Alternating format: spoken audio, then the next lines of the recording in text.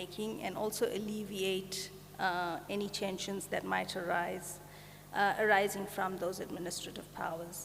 We've also put in place measures to manage conflicts of interest, where we prohibit HODs and persons reporting to HODs from being part of political parties holding offices in political parties, and those are those officers that make decisions in political parties. We have also strengthened our procurement issues, where we now are providing for provisions that will prevent employees from leaving the public service after having engaged in bidding and tender processes and joining service providers who have been successful through those processes. So we are hoping through those processes we will strengthen our ethical targets. We have also sought to augment, as the DG indicated, the role of the DG in the presidency so that we have better coordination across all spheres of government. We have also strengthened the National School of Government mandate so that the National School of Government can then provide services across government, whether you are in public entities, whether you are in local government or the public service. We have also enabled transfers across government. So if you're in a municipality, you should be able to transfer to where your skill is required without suffering any losses in benefits. We have also put in place provisions that will coordinate how we deal with conditions of service across government, hoping that we will remove unjustified disparities and start to integrate our systems to ensure that we have fluid systems in place. These amendments have passed through the National Assembly last year. They are now with the National Council of Provinces, and we are hoping that as the National Council of Provinces deals with the matter and engages every province in the Republic, we are hoping that the Free State Province will participate rigorously in that process to make sure that the bills we come out with at the end of this process will help each department and each administration to drive a better public service. With that, I thank you.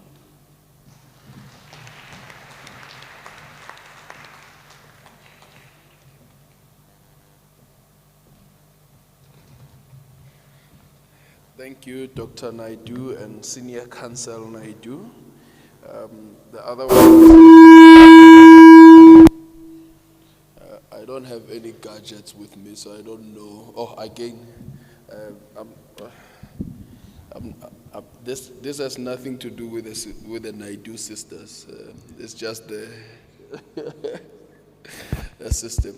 So there are a number of things that we have shared, and the Premier has shared, and the DG has shared, the roles that have been played, the changes that have been brought in. Now we would like to invite colleagues to make input, to ask questions. If there are areas around the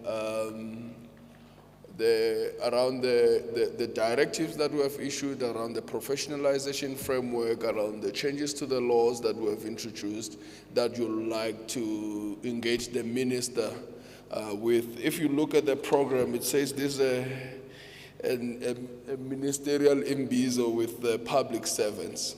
So you are engaging the minister directly. We will assist there and there if the minister invites us to, but you are asking the questions to the minister. Are there any hands? There's one there. Maybe let's do it like this. I'll take from this side.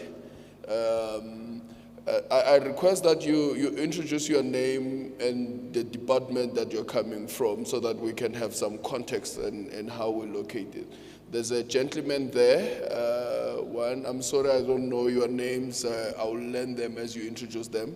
And then there's another one there at the back. Yes, those two. Any third hand from this line? Going once, going, it's okay. Any third hand from this line? Okay, we'll take those first two.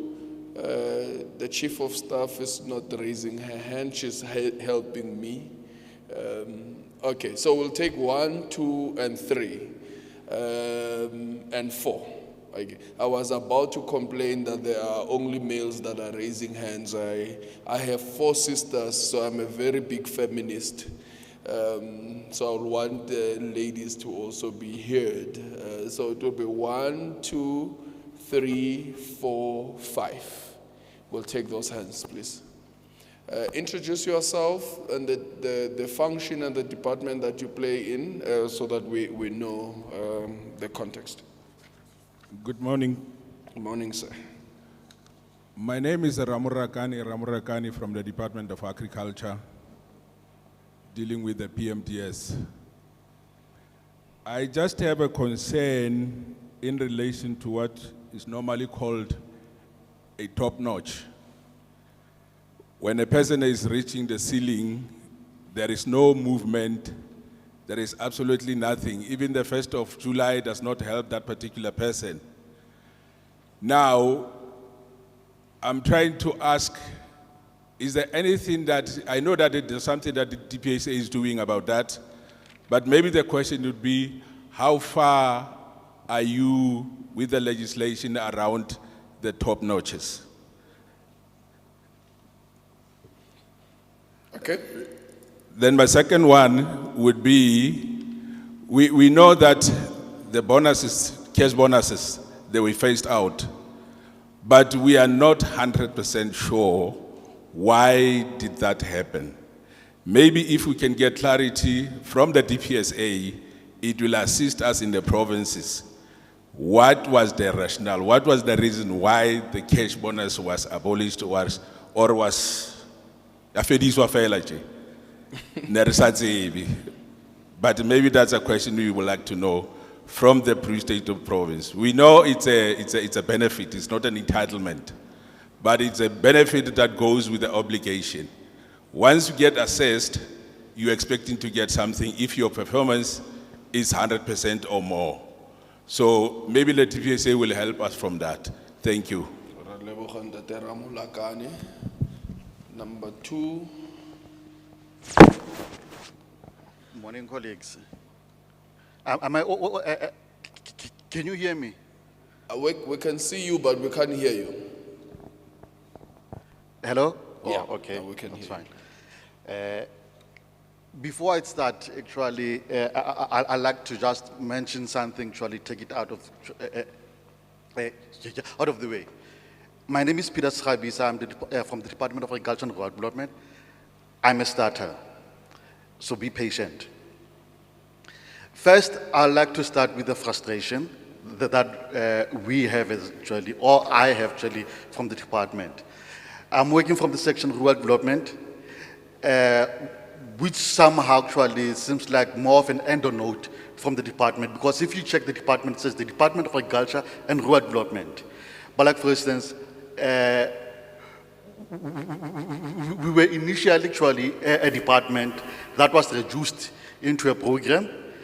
But like, for instance, our staff actually was 40 plus, but now we only have about 9, which have to like provide service to the whole of the Free State. But now I'm sitting here actually, I'm hearing professionalization, I'm hearing about people actually in the office actually that are frustrated and stuff like that, and I'm saying to myself, these people actually, they must be talking about me. Because if the province, I suppose Free State actually is almost the 3rd biggest province in South Africa. And with only about 9 people actually to serve the rural space actually within the province, that thing in itself actually, it's demoralizing people, especially when you come to the context of officers. Initially, actually, how many were we? Because most of us actually were transferred to different sections and stuff like that. And as such, the staff, you find people actually being demoralized because of incidents like that. And I want to understand to say, why, when people actually leave the department or are transferred, people are not replaced. Because that thing actually puts a burden on those who are there, who are supposed to be providing the service, and therefore actually, by nature, if the function actually it's, like for instance, if you have to serve a province as big as the Free State, you tend to be demoralized even before you attend to the client. Now, that's the first question to say, why are posts not being advertised, not being filled, whatever the case may be? I'll make an example. From the Department of Agriculture, the farm, there's a section called the farm. Initially, there were about 200 people actually that were working at the farm. Right now, actually, we barely have anybody. Actually, I think we have about 15 the most people who are working at the farm. The department itself, actually, from the outside, it's a skeleton of its former self because of those people actually that have left the department. Now, I was fortunate enough actually to have also worked in HR. While I was working in HR, I was dealing with exits. Like for instance, some of the funds that I was dealing with is conducting exit interviews. Amongst the people that actually I interviewed who were exiting the department, there was a doctor. He was a veterinarian. He was only within the department for less than a year, but he was also ready to leave. And as I was asking him questions to say, would you recommend this department actually to anybody to come and join the department? Actually, all his questions were no, no, no. He was frustrated.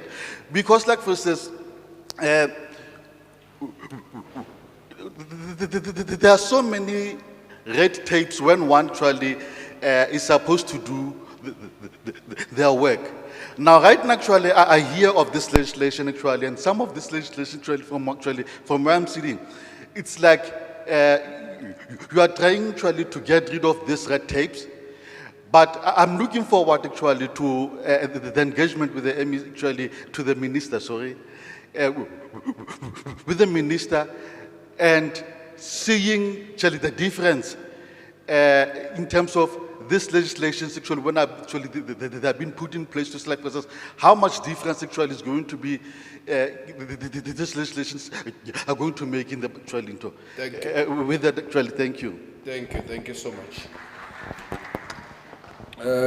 We will try to respond to some of the questions, but my job is also to categorize these questions.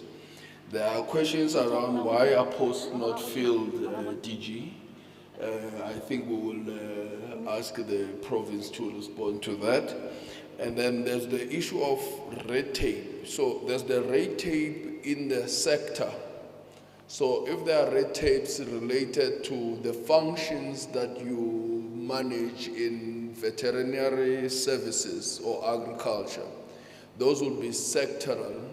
We are more than willing to take some of the conversations and say to the Minister of Agriculture or the HOD or the DG and say, these are the things that are coming up. We have done that with the Home Affairs, where they were, in terms of the service delivery model, they had decided to put functions based on levels instead of functionality.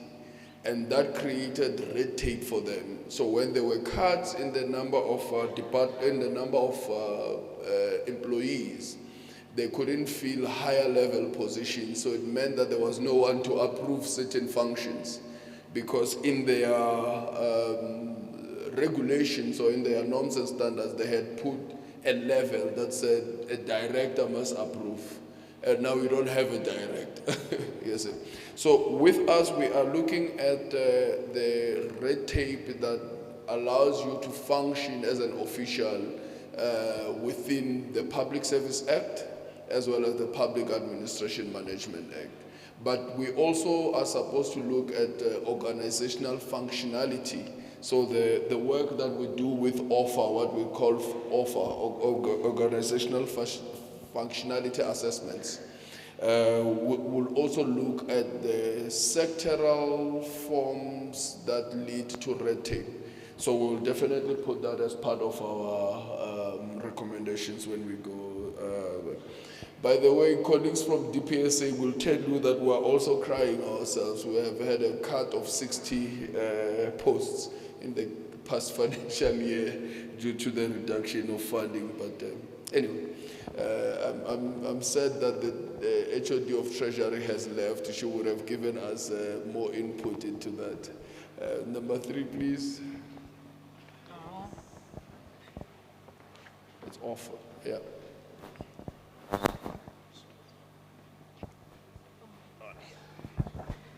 Hello. Hello. The name is Tsidiso Midupi.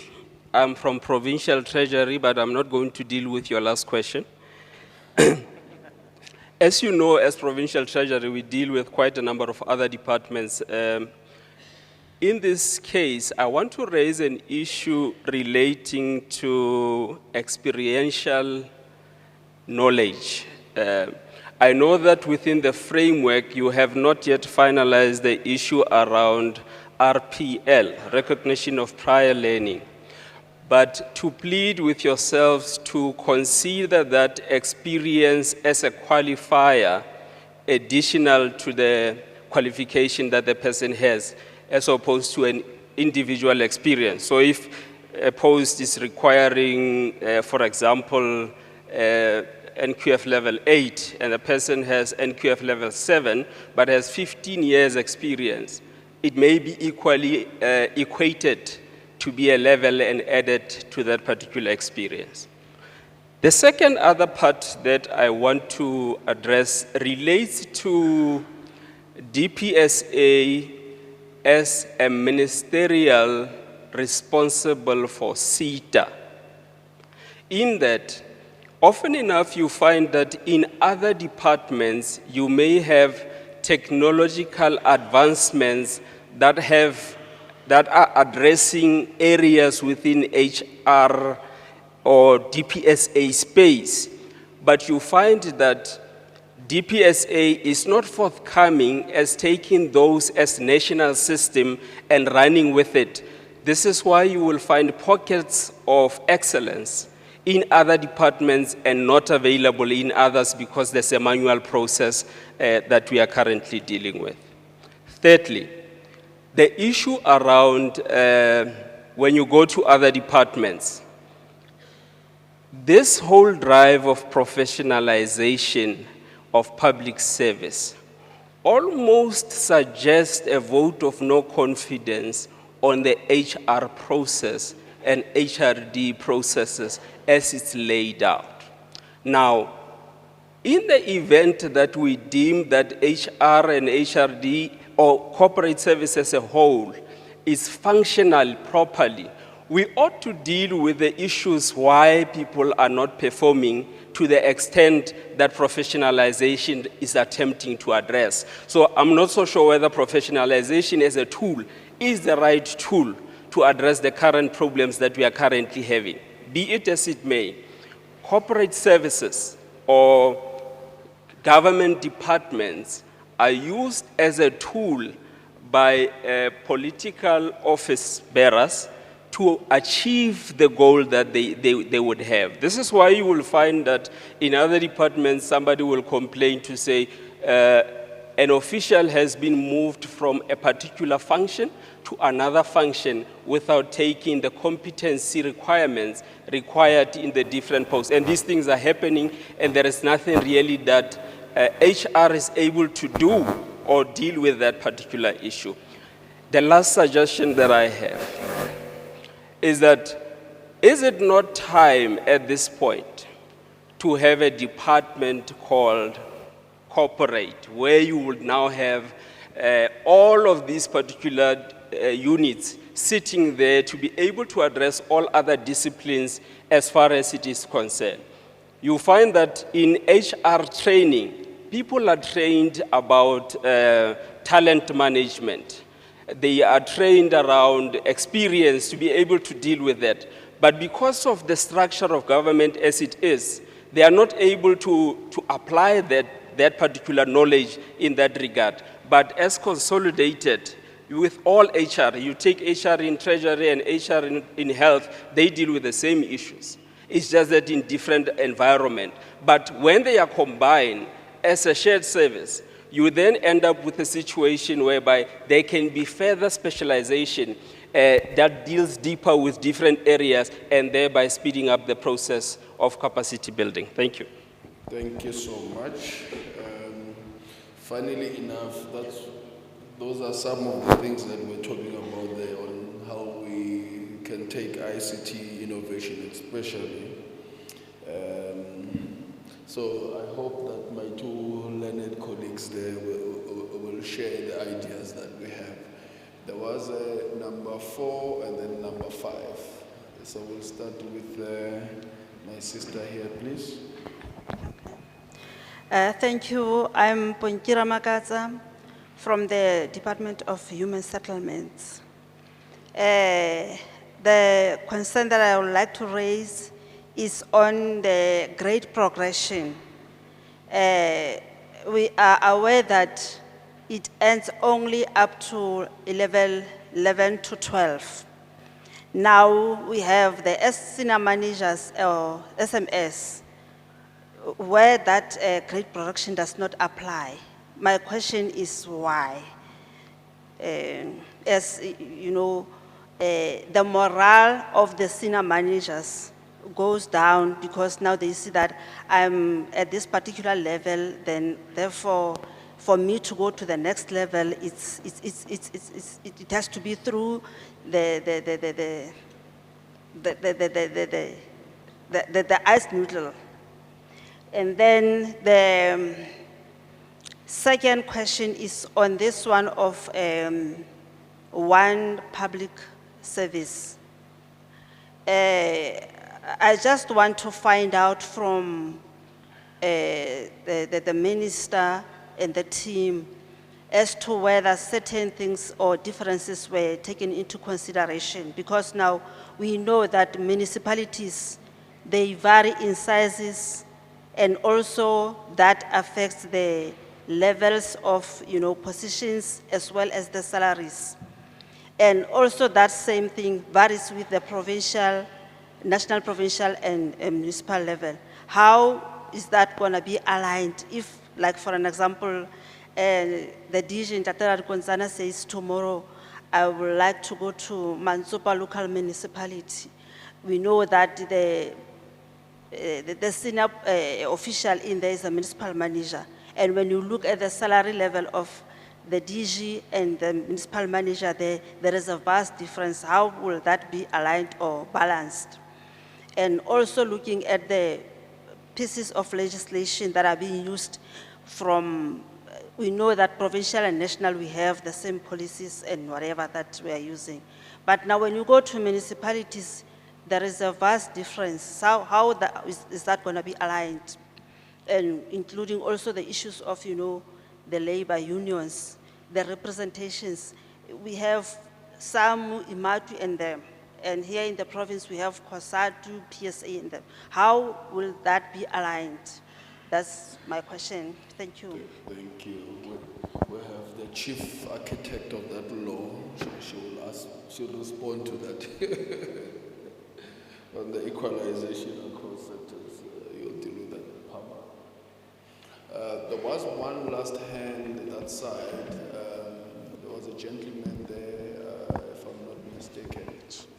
Yes, sir. Okay. Good morning, ladies and gentlemen. My name is Taban Selimela.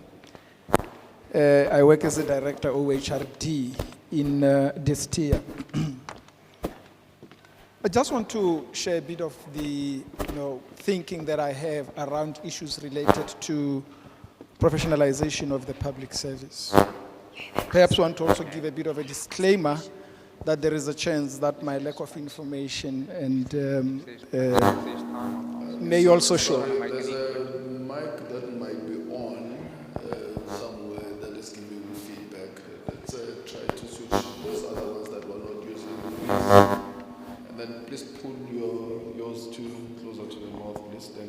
All right.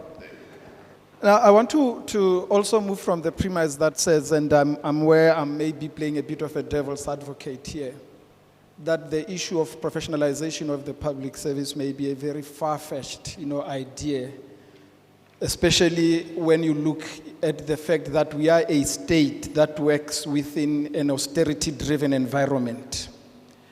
And the austerity-driven environment that I'm referring to has impacted many government departments in a very, very, very negative way, in the sense that there isn't enough money in South Africa generally, and government also is culprit or victim of these circumstances. And that has led to the fact that in many instances we are unable, for example, to fill posts. When you look at many government departments around here, the level of vacancies in government departments is very alarming, to an extent that if you want really to professionalize the public service, it becomes very impossible, because many of the roles that could be played by the warm bodies that we could have in those roles are not there. And this is a reality that it would seem like is going to be with us for the longest time as a country. And it may be that we are not able to really close that gap for the longest time. I would want to hear what is it that you may want to say. Secondly, I would also want to refer to the issue, somebody referred to it perhaps a bit in passing a little earlier, the issue of political alignment, within the public service. Political roles, and I'm trying my level best to put this thing as nicely as possible so that one doesn't, get comebacks, if there are ever comebacks that could get. I heard the Premier saying we've moved out of that era, maybe in this province. And in that sense, I want also to refer to the issue of deployment, political deployment. When you look, for example, at the document, the directive on the issue of professionalization of the public service, it doesn't refer anywhere to deployment. Deployment is a reality in South Africa that unless we admit to it, accept that deployment is going to take, I think the DG also referred also earlier in his opening remarks that, we operate from a system where there is a political mandate or a politically driven, kind of an environment. So that tells you that the political party, the ruling party for the longest time, will find the need to deploy certain people. And that particular system has gone under very serious attack in the recent past, that some of us felt that the ruling party was actually even moving away or even disowning the issue of political deployment. Why don't we admit to it and actually include it in our systems and admit that we are somehow, and we will somehow at one given point in time, see the need to, deploy, and then it doesn't become some sort of a pariah. Okay. Lastly, maybe, I don't see the directive talking about how do you, also, I see it talks about electronic processes, electronic systems. But things such as, leave processes, performance management, you don't see that coming through into the system as something that comes to refer to how do you professionalize so that we are not so paper, driven. And very, very, very lastly, the issue of criticism in public service. Somebody was saying the issue of how you criticize the public service, especially in social media, incorporating criticism, perhaps even just people articulating personal opinions on social media. We have seen in very many environments where people who may have posted something on Facebook, posted something on Instagram or on X, getting comebacks. The process doesn't seem to include that. I just wanted to hear what his opinions around us admitting and accepting that as something that we may need also to infuse in the system. Thank you. Thank you, Dr. Silimela. I'm going to do one thing. I'm hoping that my colleagues are taking notes.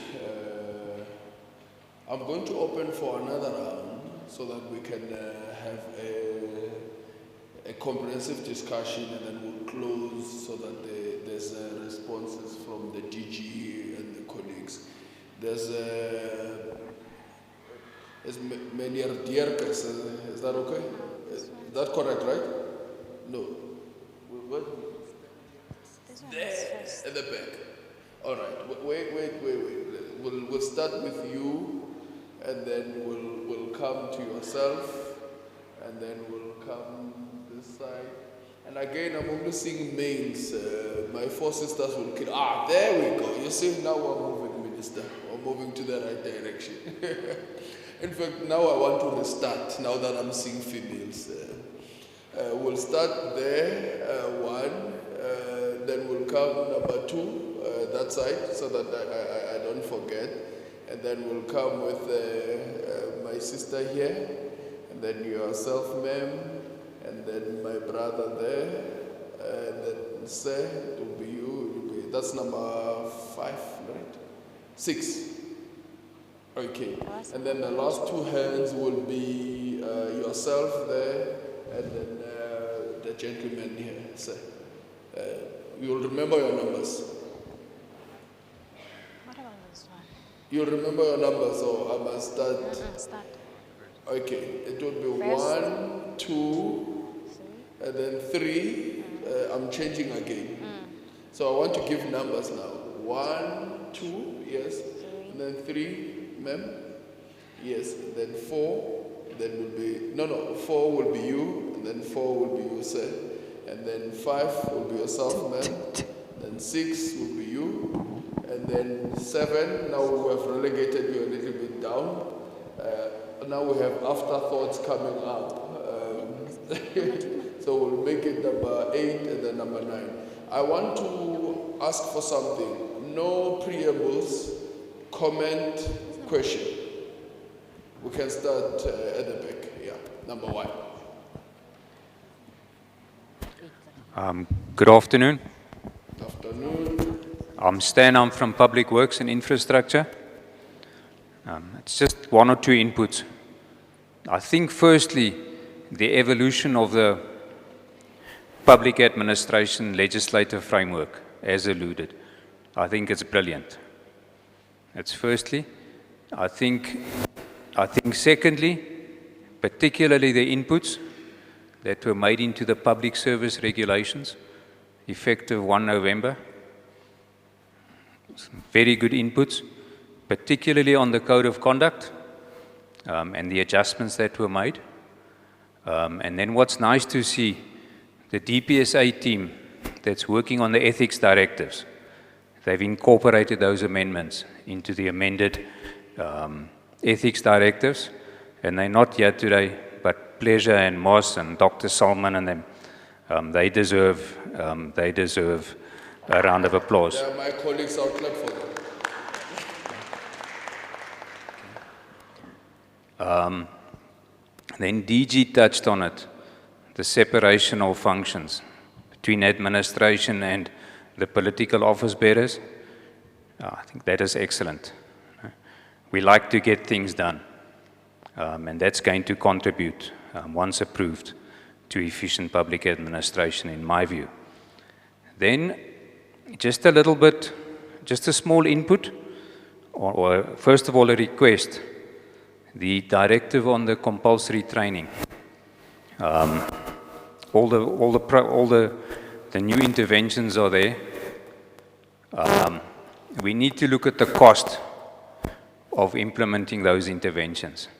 And maybe, Madam Minister, maybe you can twist NSG's arm that they can provide those courses at a reduced rate, or, where possible, free of charge, something similar to the ethics in the public service. That'll greatly assist us in fast-tracking the implementation of those new interventions.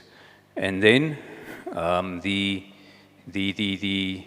Volume 1 Directive on Professionalizing the Public Service, I think it's a decent directive, but there's a shortcoming in that directive from where I'm standing. If one goes and looks at the salary levels of appointment, and I don't want to read it and bore everybody, but there's 2 levels there in terms of posts determined by the minister. If you've got matric, you get appointed, I think, on salary level 3. If you've got a degree, the provision indicates salary level 6. no provision is made for applicants with a higher certificate or a diploma, in other words, NQF5 and NQF6. And I think going forward, when we're allowed to fill posts, etc., that might create one or two issues on the ground. A respectful request, can we please look at that? Thank you. Those are my few inputs. Thank you. Ma'am?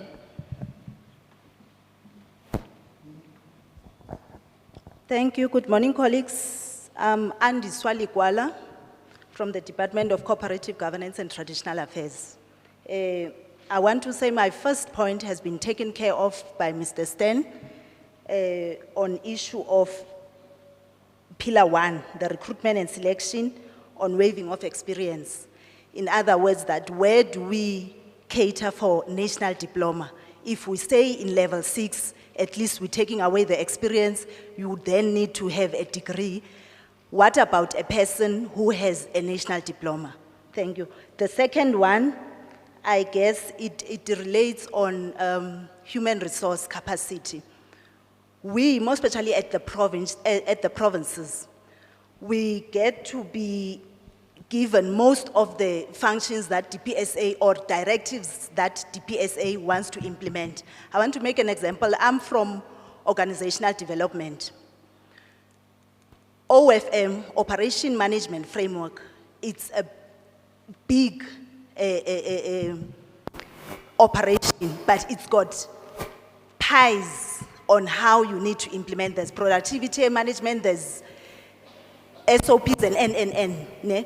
But when you need to implement at provincial, you find that the same person, one or two human resource in that unit needs to implement that. So I would want to plead with the minister to look really on issues of human resource. Thank you. Thank you. Number 3, I think it's the lady there. Yes, please. Please go ahead. Good morning. My name is Jessica Grant. I'm from... I don't know if the mic is on. Is it Near on? it, Correct? okay. It is on. Ah, okay. You have a soft voice. Yes, I always talk soft. I'm a soft person. My name is Jessica Grant. I'm from Department of Social Development. I just have a plea with DPSA because a lot of times on your level, you have different chief directorates dealing with different legislation issues, directives. But when it comes to the provincial departments, it normally is one department or one person that has to implement it. Now, in terms of government, we have the best legislation, policies, directives, but a lot of time we lack the implementation phase. A lot of the directives or the tools are very theoretical and not necessarily practical when we have to implement it. And also in terms of, you've mentioned the OFA, and I think like Andiswa, because we are driving the process, I hope that when we submit our reports, as the team responsible for legislation, that you would look at the impact the legislation has on the functionality of the people who actually has to do the work. That is my plea with you. And the last issue that I want to raise, I've seen a report from the Public Service Commission on reforming and professionalizing public service, which also came out in February this year. And it's quite an interesting read, and it actually covers a lot of issues that should be important when you look at professionalizing the government. Thank you. Thank you so much. Number 4 is the gentleman here, then comes the lady.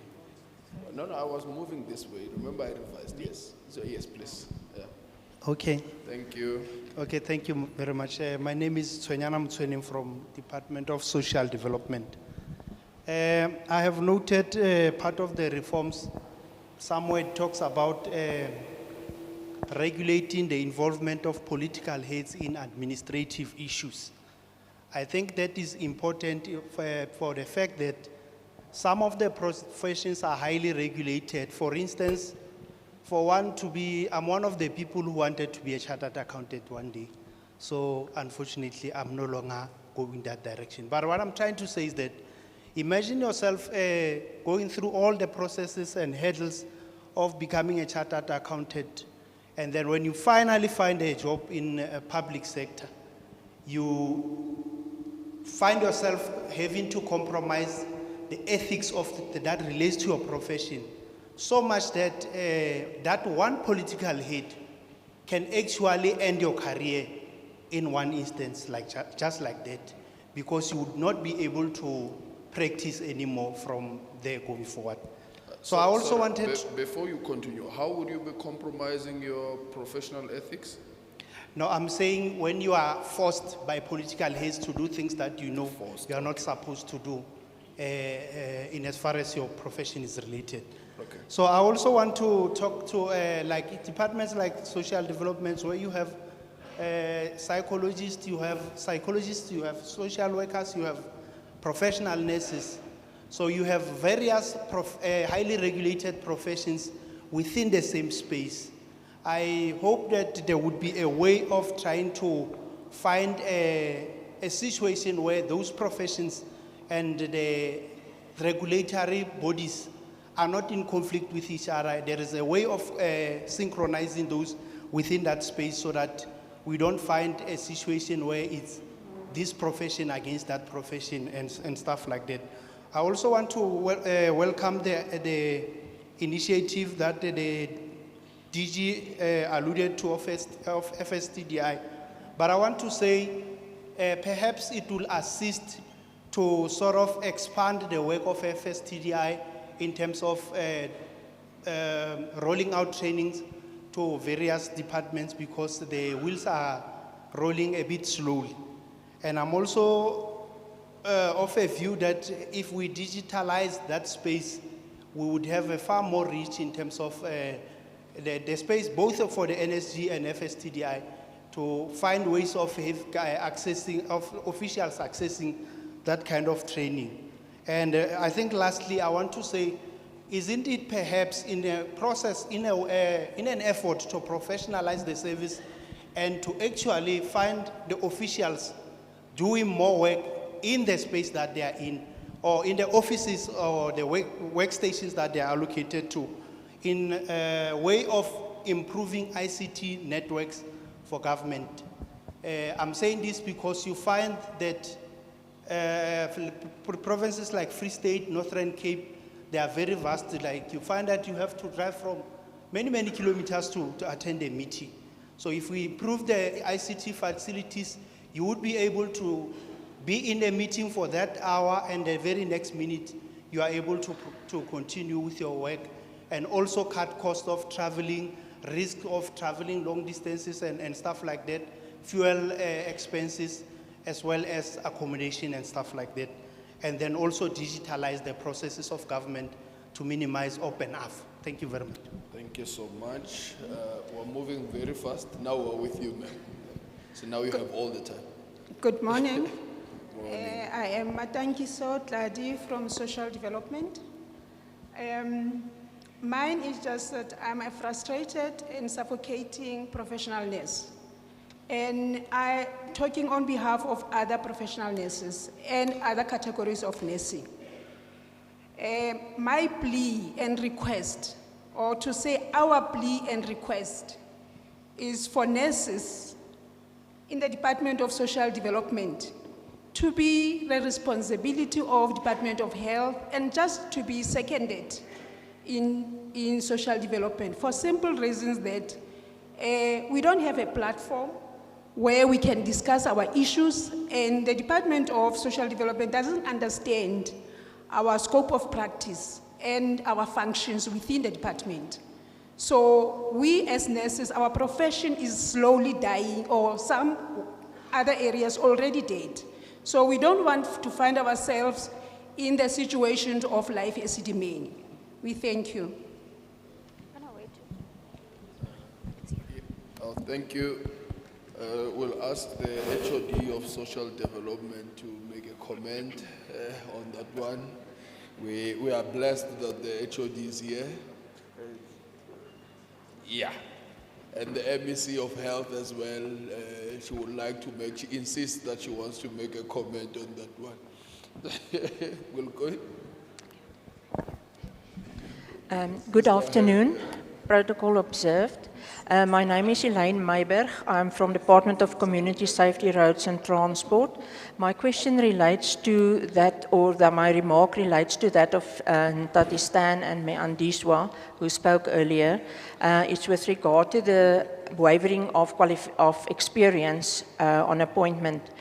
I just want the relevant parties to note that this may also have an impact on the job evaluation process when the grading of jobs is going to be done, especially with reference to bachelor's degree and national diplomas, normal diplomas, and occupational certificates. Thank you very much. Thank you. All right, now we're going to the back. We'll start with the gentleman there. Not yourself. You were the last one, if I remember correctly. No, Okay. Afternoon, colleagues. I'm sorry. Yeah, no. Now I just want to thank DPSA particularly for giving us that circular on a payment of annual leave to employee who resign or reappointed in the public services, because I think prior we are not interpreting that particular section 14A accordingly. But here is my problem. During the appointment of that particular person who resigned and appointed with the continued services, we appoint that person and the payment will be on the month, the last day of the month, which I think is incorrect by virtue that the service is still continuing. Therefore, my plea is that maybe the DPSA can also furnish us with a directive concerning Section 14A, change of employment, because it's also awkward in a sense that you are paying us a pro rata bonus for that fact, whilst our service is still continuing. I think as a clarity as well must be furnished thereof. And secondly, I think experience and practical, you can't exclude one from one another. So how is that the department directed us to exclude the requirement, the experience as a requirement, but expect us to do the practical work for the entry levels? Or is there any directives coming so that we can continue with that, because it's going to be a serious problem to us? And again, lastly, I think this one, it's a comment per se to shy away from, because now we are facilitating the recruitment and selections. So therefore, my plea is, in the interpretation, these two words, dirifa matata, should, may, and must, because I think the ambiguity of shall must be replaced with a compulsory must. It's my plea thereof. I thank you. The lawyers are here, they'll attend to that one. Good afternoon, colleagues. I'm so sorry, sir. My name is Thabo Sotezi from Office of the Premier. So sorry. Thank you, Thabo. Now, let me then start. I'm Mr. Johan Wessels from Education. Sorry, please start again. Johan Wessels from Education. Yeah, I just want to check. We all have been in the situation where we have interviews with colleagues, especially for promotional posts. And in that case, you will know your strong workers, but not all of us are good communicators. So when it comes to the interview process, many times you will have to appoint somebody that comes over better than the person that you know can do the job better because they've been there for many years. So we look at qualifications and we look at years experience. But years experience doesn't mean experience. Sometimes you will be sitting in the office for 15 years, doing a small job, sometimes not taking extra responsibility. But when it comes to the interview process, now that doesn't count for you because you are a shy person or a soft person. you will now appoint somebody else, and that other person, once they're appointed, they can't do the job as good as you. So you as the subordinary will still have to do the job of that person that's now your senior. And I had this discussion with our HR a couple of times where I said, yes, we have opportunity here. We are not paying cash bonuses anymore when it comes to evaluation. But why don't we let that count a mark when you're invited for an interview for a promotional post? Because then you're also motivated. If you work hard and you get a good PDMS score, you will get an extra score in the interview process. Although you are soft-spoken, you will outscore maybe the person that talks a lot because your work and your experience will show that I am able to do this job. Thank you. There's a story that Minister likes to give on interviews, so maybe she will share that on how to look at the biases that we might have. So we'll come back to that one. Please go ahead. Thank you. My name is Poloso Tsitange from Public Works. I just wanted to check with DPSA. Last time when we wanted to dispose redundant assets, we were told that by DPSA, no public servant is allowed to participate in that procurement. But I just wanted to check, what is the risk attached to that in relation to the conflict from the view of DPSA? Please repeat that. You were told? I'm saying we were barred as public servants to participate in the procurement of those redundant assets by the DPSA. Yes. Okay. For instance, if ESCOM wants to dispose their fleet, their employees get the first preference. But with us, if the department is disposing some houses that are redundant, as public servants, and I'm not referring to public works officials, as public servants, even sitting at social development, you can't procure a house that has been disposed by government. We're told it's like doing business with the state. Can we just get clarity in relation to that? Okay. All right. Renisha, you understand the question? Okay, so if a department wants to dispose of assets, we'll say the departmental employees are excluded from participating in that. Public servants as a whole are excluded from I don't know if it's us or it's the National Treasury, but please check in the meantime. Yeah. Okay, there were two.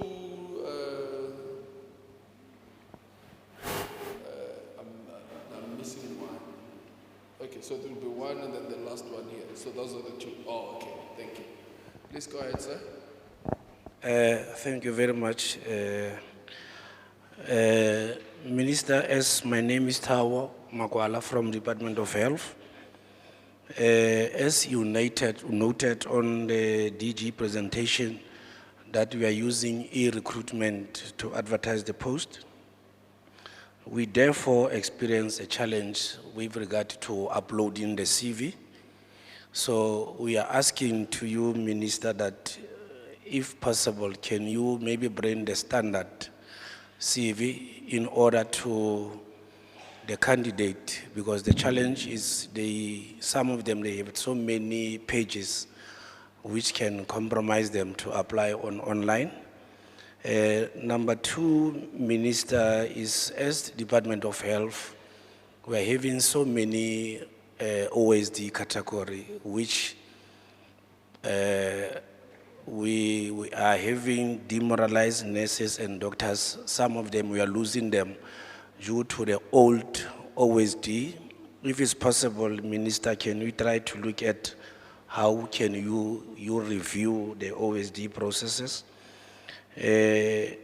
Number three, Minister, I've noted that in terms of the resolution, one cannot grade progression from if the person is on salary level 10 to salary level 11. Please, if possible, Minister, can you review that resolution? Lastly, my comment is to the Office of the Premier.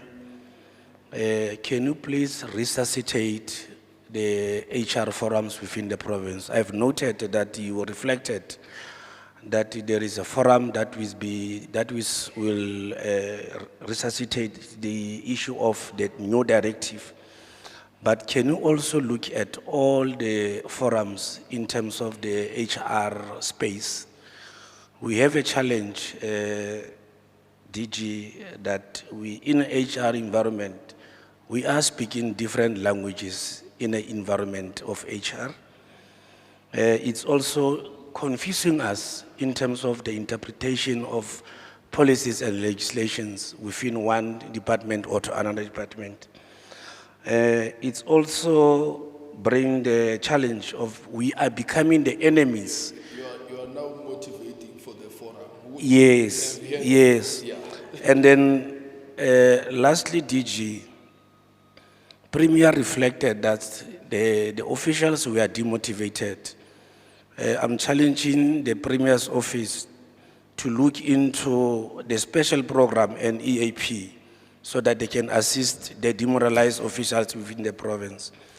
And the last one is bilaterally, I will engage the minister in terms of the salary increment, the percentage. Thank you. Please also let us know how successful you are. We have a direct interest on that one ourselves.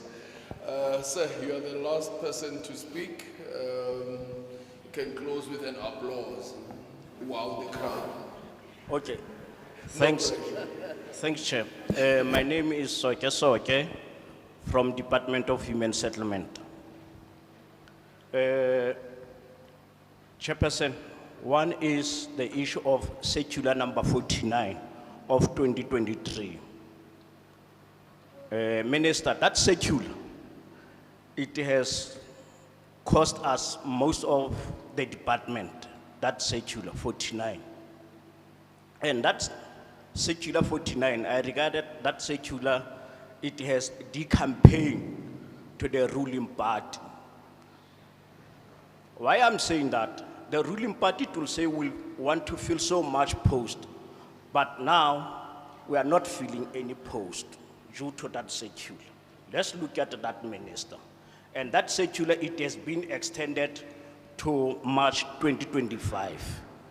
So that circular is working against us. The other issue is that, Minister, I just want to check the issue of two ports. Can I raise it here? Maybe some of our colleagues, maybe they will then, because I'm coming from HR.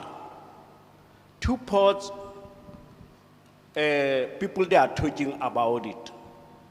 But we as HR, we have not been briefed. How are we going to handle the issue of two ports? And people they are asking us as HR. But when you listen to the financial institution outside, they are teaching us about that. But we are saying we are the owner of two ports, but we don't know about it. And it's coming with effect from 1st of September 2024. How are we going to handle it? Maybe it's finance, but I'm saying if it is finance, can we then, Minister, talk to finance about that training? I thank you. Thank you so much. I think that was the last hand, and we will close it there. What I'm going to do, there are a number of questions that have been, I have tried to, what do you call them, class them, if I can use that. DG, there are very specific questions for the Office of the Premier. There's the issue of the Free State TDI and how you are going to improve the integration and collaboration with the NSG. I think we can also add that part on compulsory training, compulsory courses that have to be done by public servants, on how we can try to deal with the issue of costs linked to that. But there's also the issue of the HR forum. When you were out, there was a massive motivation effort that was mounted from that side, that we need to look at the re-establishment of the HR forum. And there's the issue of why are posts in the province not being advertised. And the Circular 49 is actually in the province managed by the Office of the Premier. So maybe we need to also check how we can find a way to streamline and fast track the issue of approvals from departments when they request your concurrence in the advertisement of posts. I think those are the key ones that are direct to yourselves, but I would like you to also have any view on any of the areas that are done there. I want to also do it like this. We have the issue of pay progression came out very strongly. The issue of integration, Anusha is up. Integration of services. So we have now established the human capital strategy, and one of the things, we haven't communicated this yet, one of the things that we want to do is to pilot the issue of business partnering model, so that we can start improving how we integrate human resources and how they function in the various departments. What we have noticed is that we can't talk about professionalization if we don't talk about the functionality and effectiveness of the HR units, because they are the ones that are supposed to analyze the business model for us, to tell us that these functions are not correctly grouped. They are supposed to be the one that say this business model is not good enough for the mandate of the department. They are the ones that are supposed to also guide us in terms of interpreting all these new changes that we're coming up with. So the issue of integration of the matters that are related to functionality of HR is quite critical. There's a big issue of NOCHIS and PMDS, and then I think, Renisha, I'm going to, because you are, in terms of age, I'm 27, by the way. In terms of age, you are the oldest. She will explain to us why were bonuses abolished, even though Treasury will be better placed to deal with that. I think another part, I don't know where Anusha is the issue of retention. So we are, the interventions that we're bringing in, especially with the human capital strategy, it looks at the whole value chain of human resource management. And one area, one pillar that we're coming strongly on is the issue of retention. We have also noted that there are many departments that have an incorrect service delivery model, and that has also impacted on their organizational structure. So it will lead to the frustrations that you have in terms of how you deal with approvals, how you deliver services, understanding why there are frustrations between functions, whether it's health and social development, social workers and nurses and so forth. So we need to correctly understand the service delivery models of departments, the mandates of the departments, and then correctly come up with the structures that we are dealing with.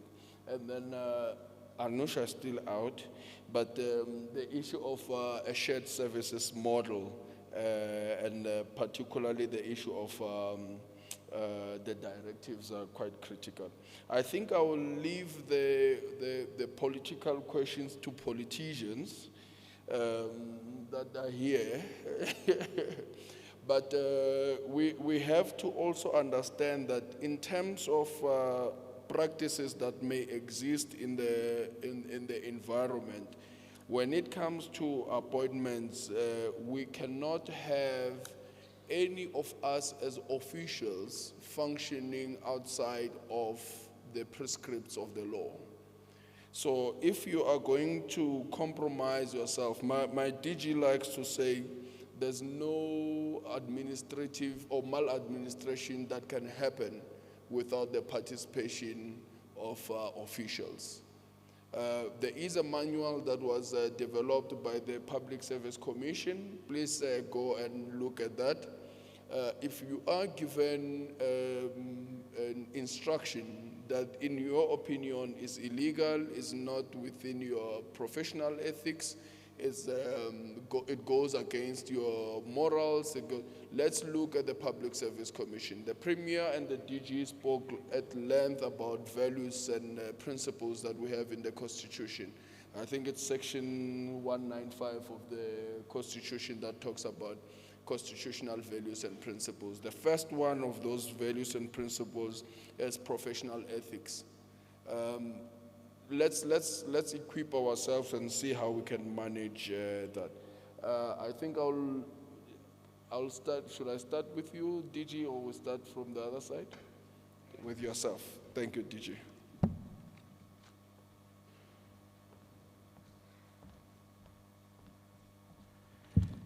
No, thanks, Facilitator.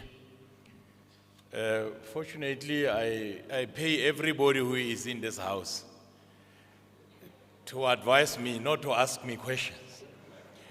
So I don't know, there are very high-level people that must be giving us solutions of what is it that we should do and what is it that we should not do. Some of the issues that they are talking about, I've got no clue. I always hear them about them from them. So that's basically how it works. But let me just deal with 1 or 2, 3 issues. I think the rest, I have colleagues here in the office of the Premier, in the,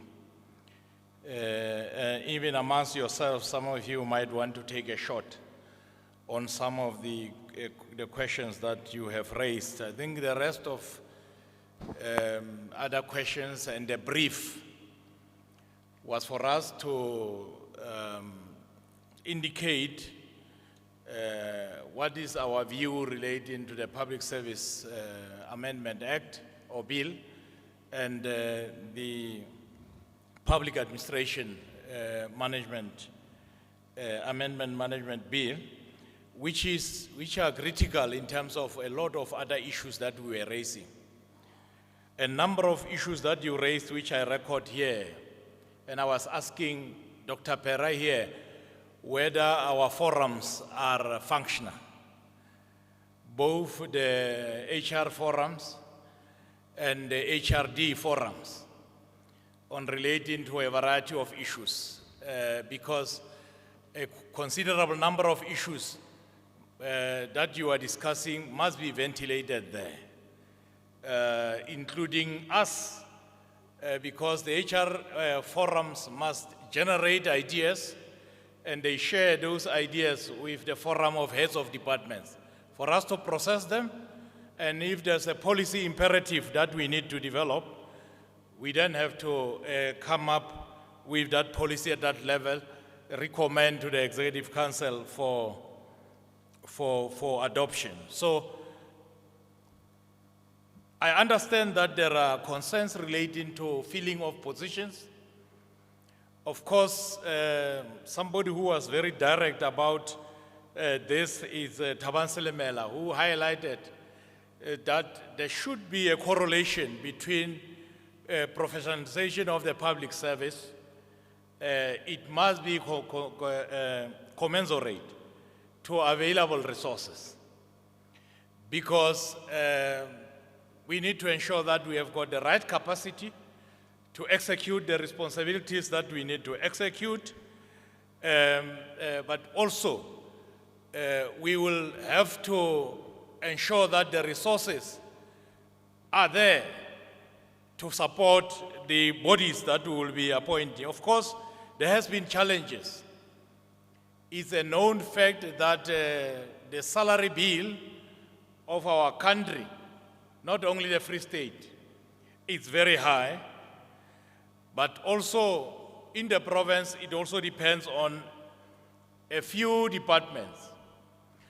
I'm worried when some technical positions are not filled. If we talk about posts for vets, that is a concern for me. If we're talking about posts for engineers and other related important critical positions that we need to deal with, people who are taking care of our animals in various resorts, and we are unable to fill those posts, statutory positions in our various departments, that worries us. And normally when we discuss the budget, we try to ensure that we assist those departments to prioritize resources for filling of at least critical and also statutory positions. That is, I think that is very critical in terms of the filling of such positions. We are trying to work hard now with the forum we have created to deal with technology. They call it PG Talk,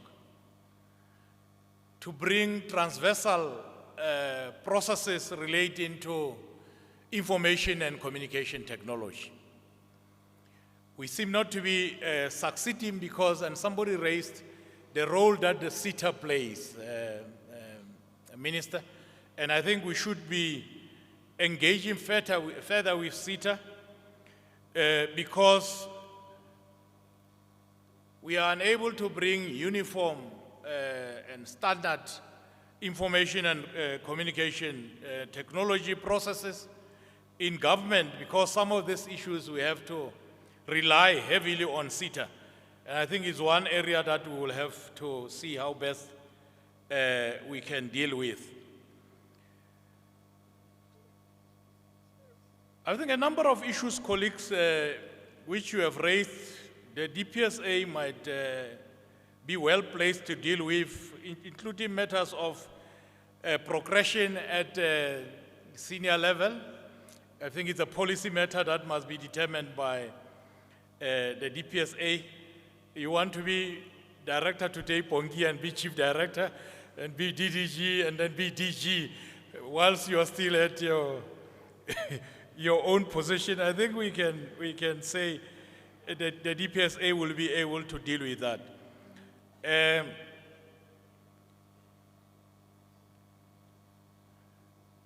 The HOD, and maybe I've seen they had a caucus with the MEC there relating to nurses, professional nurses that find themselves in a social development environment to deal with that.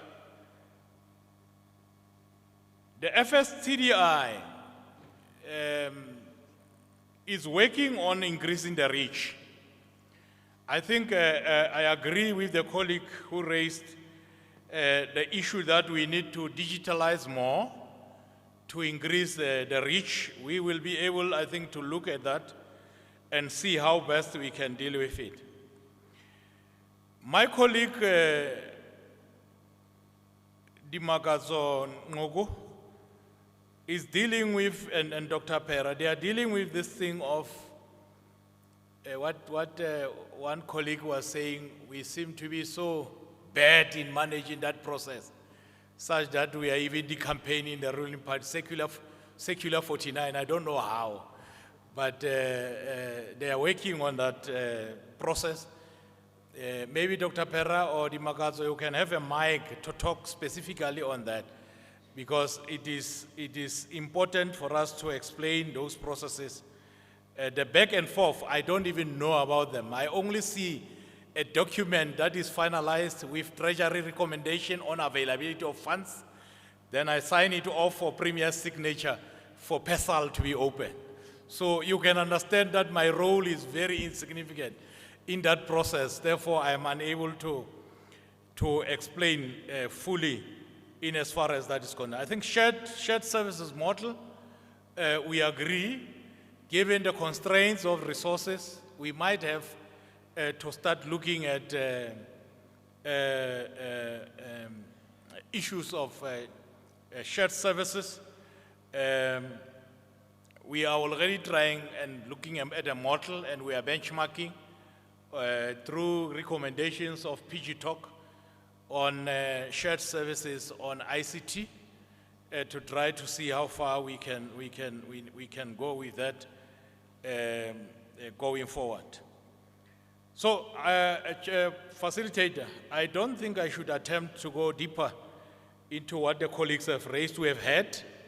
Some of them are for our own consumption at home. Some of them belong into their own terrain in various forums that they will have to look at. I think one matter that one colleague raised now is around, and I've seen that we are saying this issue of doing business with government must be clarified. I've seen it in the amendment now, or the amended public service bill. It must actually be fully accentuated. We should know precisely what it means, because if I want really to buy something from Mangaung, a house, a land from the municipality, that's in my personal capacity.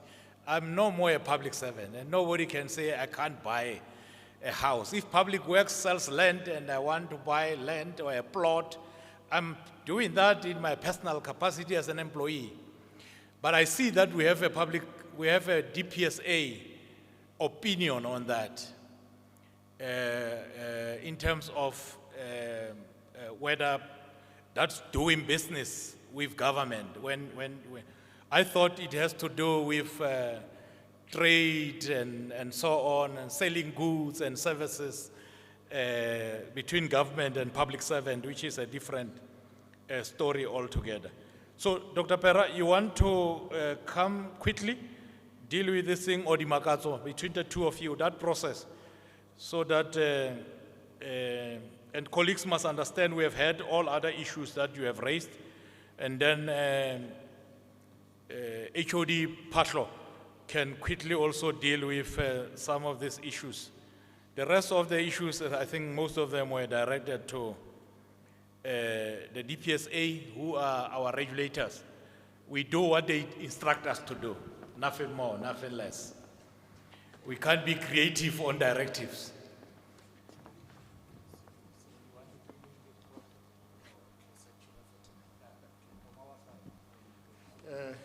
Now, thank you, DG.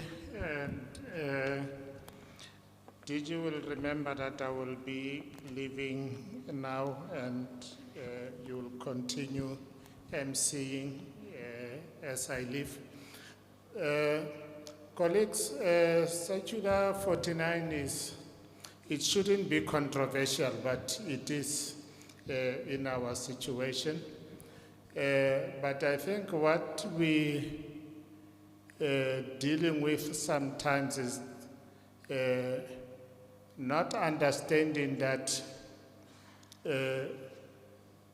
ordinary processes of filling posts were not done away with by Circular 49.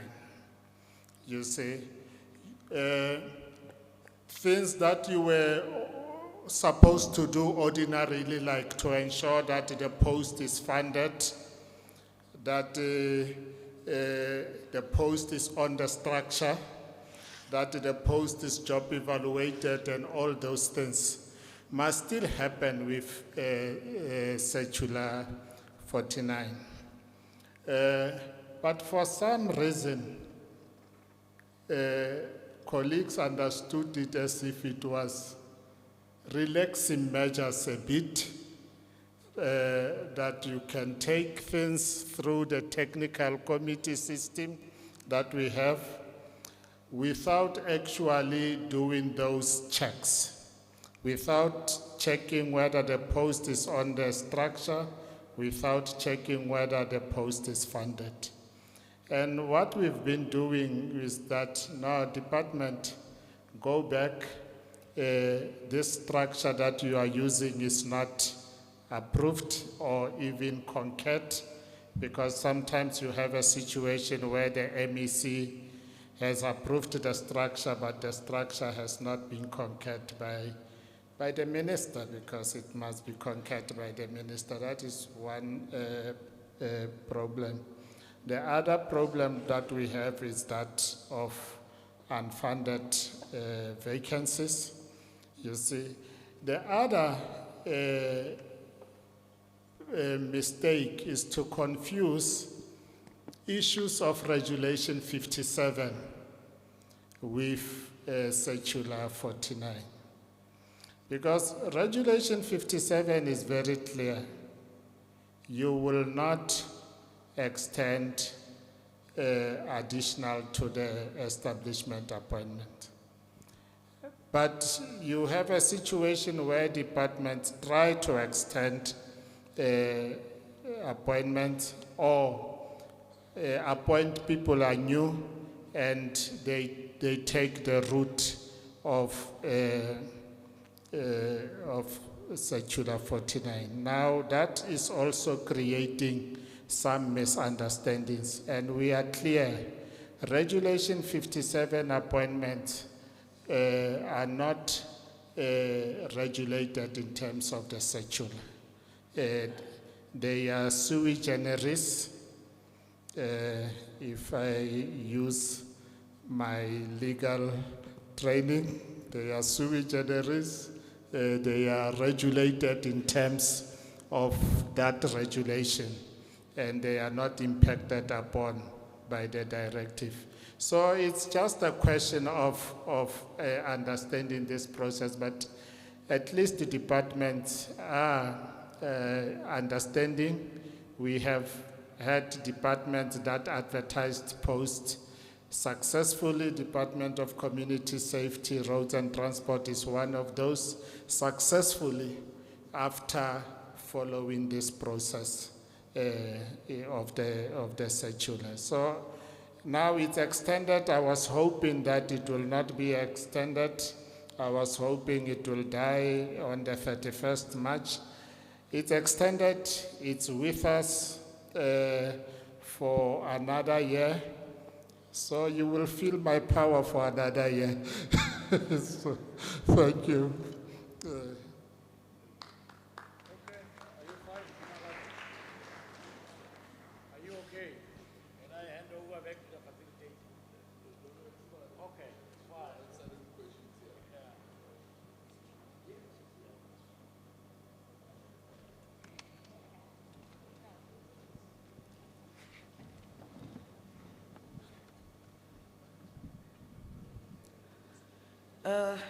Minister and colleagues, good afternoon. Colleagues, it's getting a little bit hot in here now.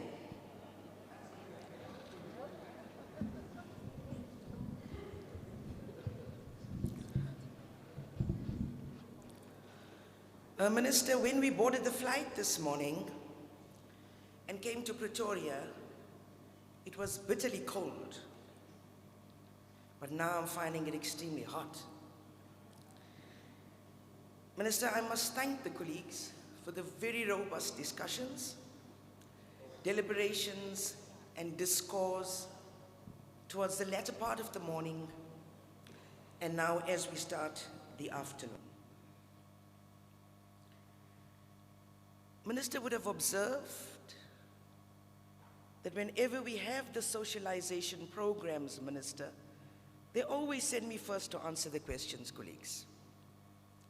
I'm the doctor and they are practicing doctors. Colleagues, Candy Crush. Did you hear of Candy Crush? Computer games. Many public servants in many departments are not always gainfully employed. That's a struggle, that's a challenge. And when you pass the computers, they are wizards in Candy Crush. Minister, South Africa is taking the award in Candy Crush. We must, colleagues, we must embrace the new world of work. We must embrace the new world of work. So the question from an HR&D perspective would be, how are we managing the surplus and the shortage of personnel? And can we confirm as managers, senior managers and leaders that indeed, every public servant is gainfully employed? Then we would find out, Minister, it's never about the quantity, it's always about the quality. Colleagues, we must define sometimes, Minister, the words that we use, colleagues. Comrade simply means you and I together in this. So as HRMND colleagues, we can also use the word comrade. When we talk about cadre deployment is not only political deployment. Cadre deployment can simply be that in your experience and in your ranks of work, there were certain individuals who had competencies and could do the work. And sometimes we tend to politicize it. And in HRMND, we must be a little bit watchful about it. So what I can confirm with you, colleagues, is that the Public Service Act and its regulations are for the public service and not external bodies. So in other words, what external bodies do is beyond the control of the Public Service Act and her regulations as statutory provisions and the law that governs HRMND in the public service. But we must thank you, colleagues, as I said, for the robust discussions. We note every one of your points. We will address them today with brevity, and the rest of them, we will consider your suggestions for the next iteration of the directives. Please be mindful, colleagues, the directives are living documents that encompass the biosphere and the ecosphere of public administration. And as such living documents, they are bound to change. They must change in a changing public service. And that is when soon your inputs and contributions will be considered when we update them. When we look at the RPL, yes, colleagues, we are reviewing the RPL, and soon those will come into effect. Now, let's talk about the Z83 form, or the suggestion that why don't we combine processes or processes, and why don't we create singular systems? We do recognize that when the recruitment pack comes to you in a manual process, it is exceptionally lengthy and quite laborious. And I'm giving you assurance that we would go back and investigate the option of rather expanding the Z83 but a couple of pages as an example instead of the CV. But that's something we would certainly look into. I think what's the other important one for me to respond to you today, colleagues, is to say the directive in itself is progressive. The directive in itself argues for modernization of the public service. It argues, colleagues, also for a public service that is digitized and that is automated, so that we have nimble and agile public service. Now at the DPSA, we take this exceptionally seriously. And what we're going to do is, through an integrated process, we are working with the National Treasury to create automated systems in a two-pronged approach. The first being the integrated or e-recruitment system, and subsequent, the rest of the modules within HRMND. And these modules are like e-leave systems, PMDS, HRD, etc. So that work is also underway together with the National Treasury. And this is against the backdrop, colleagues, of understanding. So why did we use a two-pronged approach? Because we must understand that IT architecture, infrastructure must enable systems. And such a system that we build is not exclusive to the DPSA, but inclusive of 158 departments across national and provincial levels. And therefore, we must make sure as the DPSA that when we implement such systems, that those systems work and that they are well tested. Colleagues, you would have noticed there was a question on interviewing, and where a person who speaks well can go through an interview and may then become the top candidate or the preferred candidate. And a person that cannot speak well in an interview may not get the job. First, I want to suggest that we must encourage public servants. We must encourage you to host brown bag sessions. Note it, please, colleagues, brown bag sessions in your province and departments. Brown bag is akin to a lunch bag. And during lunch sessions, speak to colleagues about interviewing, the skills, etc. It doesn't have to be formalized training that we pay for, Minister, but these are the kind of trainings that departments can do internal. But in addition to that, colleagues, the interview is not the sole criteria when it comes to selection and appointment of individuals.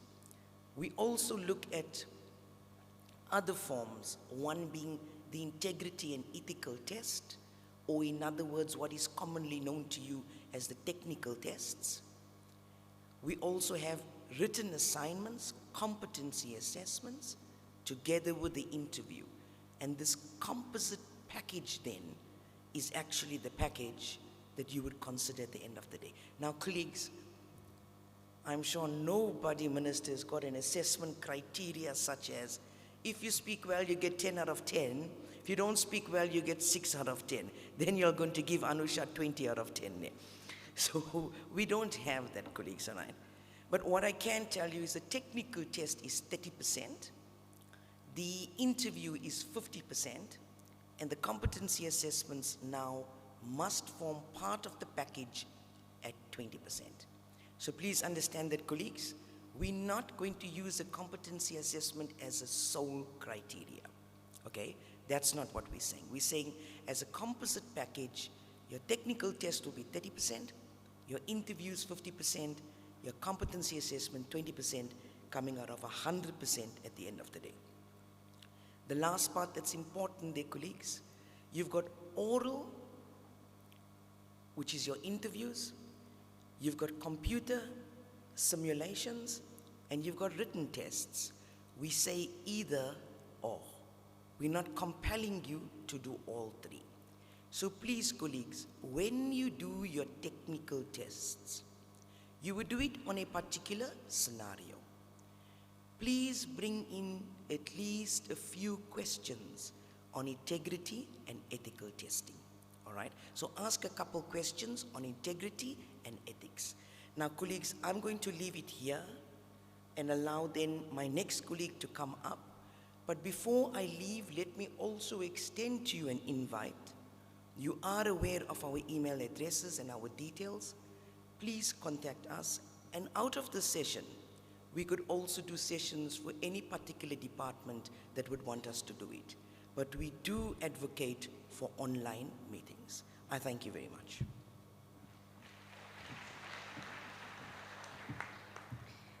Thank you, colleagues. I'm back. So Anusha left me with some very hard questions, but I'm going to take the easy answers. So issues on remuneration. I think what we must bear in mind as public servants is that we are expected to deliver a lot as a country and as public servants, but we are also working within limited resources. We don't have resources to pay people bonuses or to do the extravagant things that public servants might want to have. I think we have to be very cognizant of the environment we sit in and what our demands are as a country.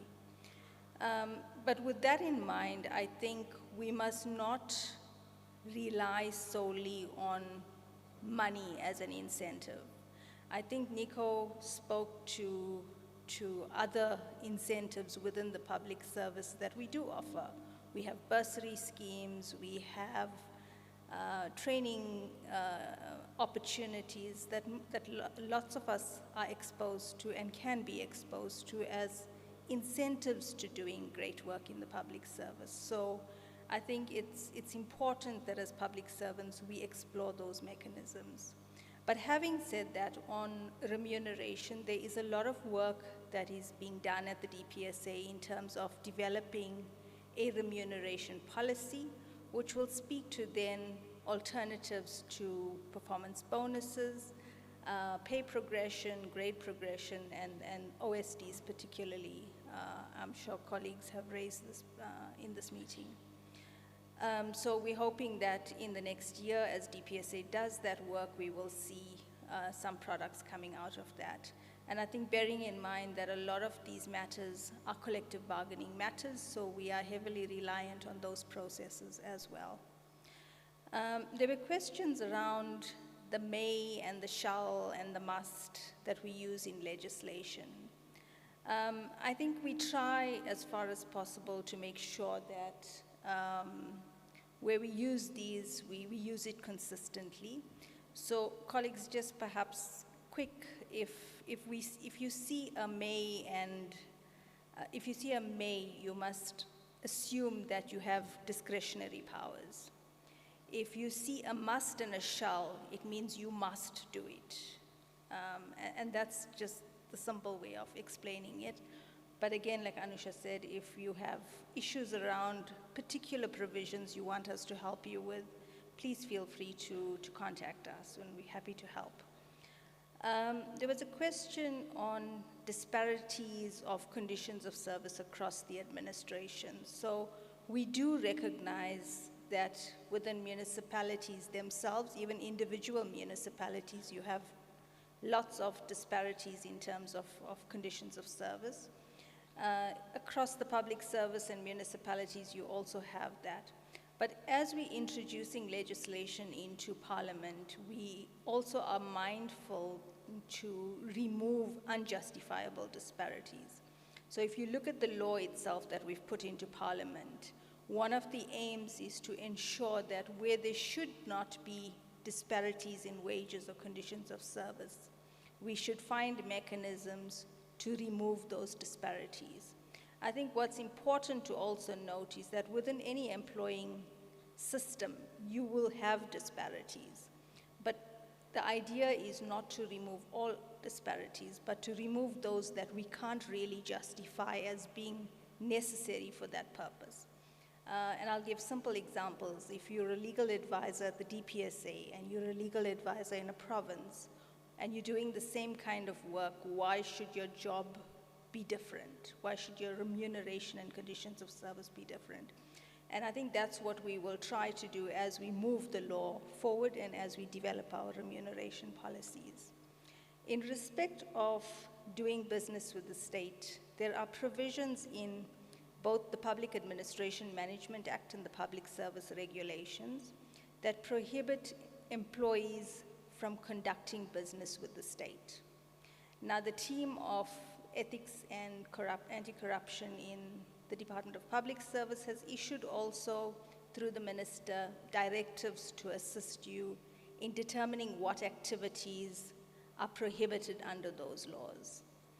And they've gone as far as explaining and defining that any transaction that happens between an institution, be it a public service department at national or a public service department at a municipal level or a public service department at a provincial, if you are going to transact with that department, either to buy assets from that department or to provide services to that department, you are not permitted to do that. And the reason why these laws are crafted in this particular manner is to ensure that there is no conflict of interest. So when you are a public servant, you are expected to be part of an employer. You cannot then become an outsider buying assets of the department.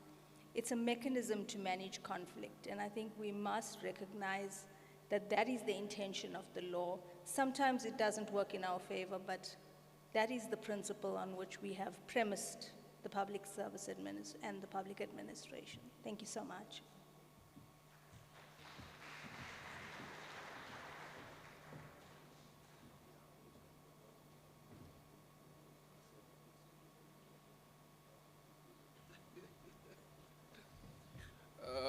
Thank you, colleagues.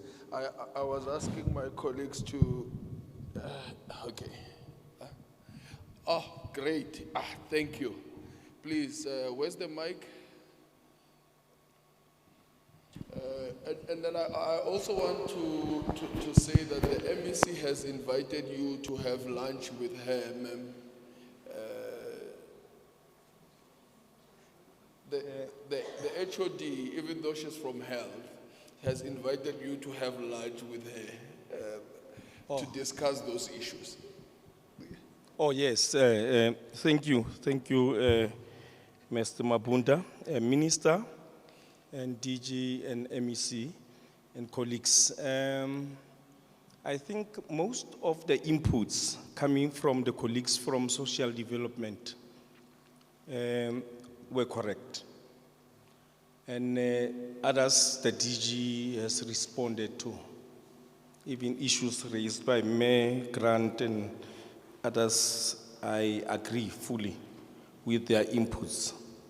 But a short discussion that I had with the MEC of Health, she wanted to understand and know about professional nurses in the Department of Social Development, their role and whatnot and so on. And it was correctly explained. But substantively, we need to have an appreciation that different departments will be differently career heavy. In health, you will find nurses and doctors in majority and so on. In education, you'd find teachers in the main and whatnot. Same goes for in social development. Mainly, you'll find social workers and so on and so forth. But the question that the MEC asked me, which is apt and quite correct, is that in social development, whilst you have professional nurses, might be as the same as in education you are having social workers. In health, you have social workers. In subs, you have social workers. What are you really saying? Are you saying all those people should be employed in social development and be seconded to either health, education, or any other department? The answer is no. That's not how government works. That's not how government works, because it's a mosaic. There's an assortment of functions in the department. You cannot begin to pigeonhole certain careers. But the issues raised by Metladi here needs attention. But let me just explain the following, just quickly. Health and social development belong to the same sector, the same bargaining chamber. Public health and social development sectoral bargaining chamber, the same. They belong to the same SETA, HW SETA. They are bound by the same resolutions. Now, where's the problem? If you belong to the same SETA, bargaining council, bound by the same resolutions and so on and so forth. And Nico, Babu Nico, or Babu Mabunda. 27-year-old. You are correct. We need to have a service model and a structure which is proper. We should hit the right nail with the right hammer, just to quote you. We have professional norms and standards that are looking into all categories. But that said, the points raised by Metladi really do need to be looked at. And we agree that we need to beef up on the nursing side as a department. Thank you. Thank you so much, my leader. I think the last point that you have raised, I'm very much happy about. That we need to look at what the root causes are in terms of the issues that are being raised.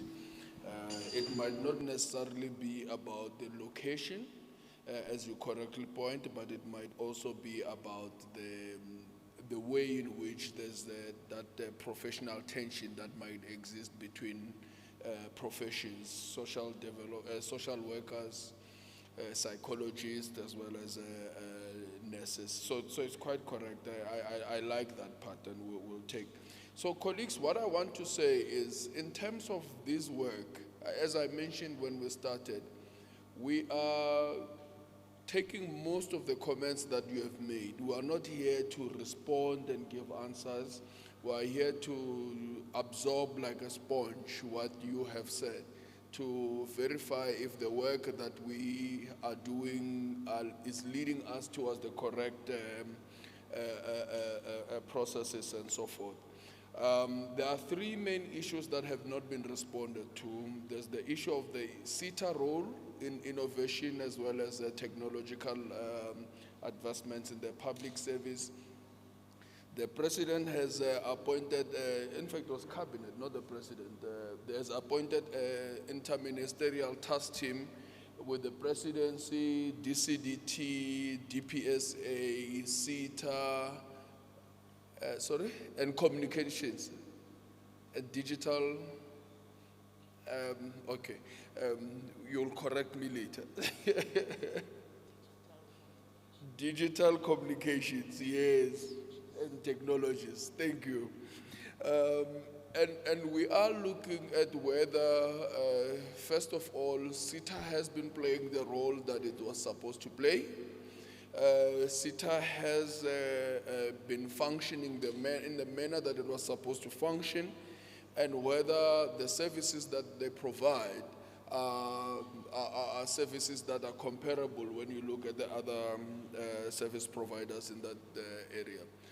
What Renisha didn't tell you is that she's a board member of SETA, and she should have responded to this, but she's not here in her capacity as a board member of SETA.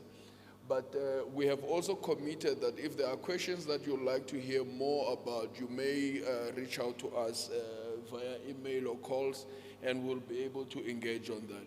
But we are looking at innovation. We are looking at how we even the correct location of the Center for Public Service and Innovation around that part. There's the issue of social media. The question that was raised was that how do we then, especially in this area, I think it was Silimela, if I'm not mistaken. Yeah, it was correct, yeah. So we have a policy of government and communications. And as officials, we always have to adhere to policies that govern us as officials. That's the bottom line, that's the first line. It doesn't mean that as a South African you are now muzzled and you cannot air your own opinion, but you have to be understanding of the policies that govern you as an official, and you must also be aware that when you speak, you must be clear that you are not speaking on behalf of government, so that there's a delineation between your own views and that of government. So let's understand our policies and all of that. And then the last one is the issue of OSD. We have instituted a review, in fact, both OSD and pay progression. We have instituted a wholesome review of the personal, what we call a personal expenditure review. And the personal expenditure review has now given us a report. The report has been shared with the cabinet. It will now be taken for discussions in other areas with finance and so forth, including organized labor. And we want to review the whole remuneration structure of government to address some of the challenges that have been identified. One thing with OSD, we have found that because we entered into an agreement with labor, we then allowed every department to decide how they are going to roll out OSD. So you find that OSD was supposed to improve retention, sourcing, what do you call it? Acquiring and retention of scarce skills, but we have implemented it in areas where we cannot claim to have scarce skills. Someone with a metric qualification in a particular sector, they are now an OSD beneficiary. So we need to, so that's one of the big challenges. And then we have also found out 67% of the wage bill actually goes to OSD. 67%. So when we talk about issues of bloating of the public service, it's not numbers. The numbers have been, we did a study and we found that we have the same amount of public servants that we had in 1996 when we finalized the amalgamation of all those Bantustans and former provinces and so forth into one public service. We have the same amount of public servants, but the amount that is being paid is about 4 times 1994. So that's another big challenge that we have. There are all other challenges that are there. We will share with you once we have dealt with them. I think the other one that speaks to the issue of SMS especially is that with OSD, there are people that earn more than chief directors and they will refuse to do anything extra, but they are non-SMS. So they will never apply for an SMS job. They will never do any additional work. They don't have to be available to do the work that you have to do as an SMS. So you have that limitation that OSD has brought into the system, and we need to find a way to address. But these are things that we are currently looking at and will be dealing with. Colleagues, we want to thank you so much. We want to invite the Minister for the Public Service and Administration to reflect on the comments that you have made and share the remarks that she has brought for us. This is her Imbizo, and she is one boss that allows us to think, innovate. So let's please stand for her and clap for her. And welcome her.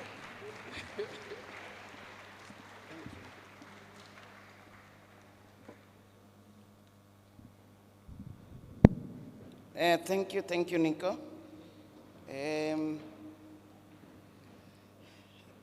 Let me start by acknowledging and greeting the Premier in absentia because he was here. He welcomed us quite warmly, together with his team of MECs, and acknowledged the ones that are in the room.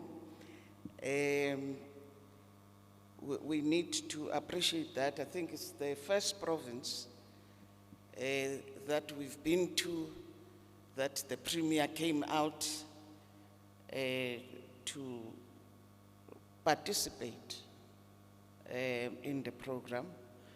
And yes, with other premiers, they've sent the DGs and MECs owing to the timing. We all know the timing is requiring some of us to be out there talking and encouraging voters to go out and vote. Let me therefore also greet the I've greeted the MECs in the room, the DG and his team. The team is led here by DDG Mabunda from DPSA. But I think without wasting much time going to each and every one, because for me, the audience here is the VIPs of the day. It's those people that we seldom meet, and time to share views with them becomes critical. And therefore, I greet you all. This is now afternoon, I guess, this afternoon, and let me start also by wishing our Muslim friends and colleagues, citizens of South Africa, Eid Mubarak, as they have now finished the race. That is Ramadan, a period where they introspect, a period where they pray, a period where they connect with their spirits, which is then a period of spiritual reflection, a period where they starve themselves purposely.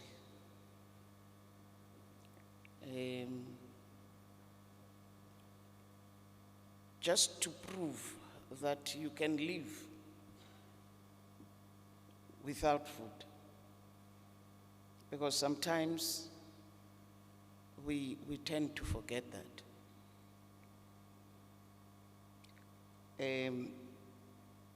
And therefore, as they get out of that season of fasting, we need to congratulate them because it's quite a time. It's almost a month, actually. And therefore, in that spirit, and as our Bible says, let us not love in word or in tongue, but in deed and in truth. This is the time that they show that love. It's the time of their festivities. It's the time that they show sharing, and we must appreciate that. We are here today in a South Africa which respects all religion, a South Africa which we agreed and accepted that we would want to see a non-racial, non-sexist, democratic South Africa. Yes, with prosperity, of course. And here in this room is gathered a leadership of government who must drive the constitutional values, the constitutional principles, the constitutional ethos. And therefore here we have a huge responsibility. I was worried at some point, DG, when I was listening to just the tone of the discussion and the issues raised. I asked myself a question. Do we as public servants really understand what the likes of OR Tambo, this being a Heroes Month, the likes of Chrisani, who yesterday we were commemorating his 11th passing on. Do we understand what they sacrificed their lives for? Do we truly understand what it means to serve? Do we truly understand what we mean when we say we belong, we serve? I mean, all these phrases that when we want to be seen to be politically correct, all these phrases that we use, do we truly understand the intricacies involved in serving? That it's actually a sacrifice to serve. You can't serve without sacrificing. The two go hand in hand. Because some of the questions say to me, what the people say out there about us is true. We are in the public service because we want to be better off than others. We're not here to serve. If we are going to ask the kind of question that say, hey, there's quite a number. Now, if I pick one, it will be as if I'm targeting that one. But let me probably approach it differently and say what we should be doing when we serve the people. One question which I must quickly deal with so that I don't forget it, which Nyeko asked me to respond to. He said it's a political question. And I want to say, Nyeko, I allowed you the space for me to answer that question, but it's not a political question. If we understand what public administration is about, it's not a political question, because public administration operates in a political space. So there can never be anything that is deemed to be political. The question about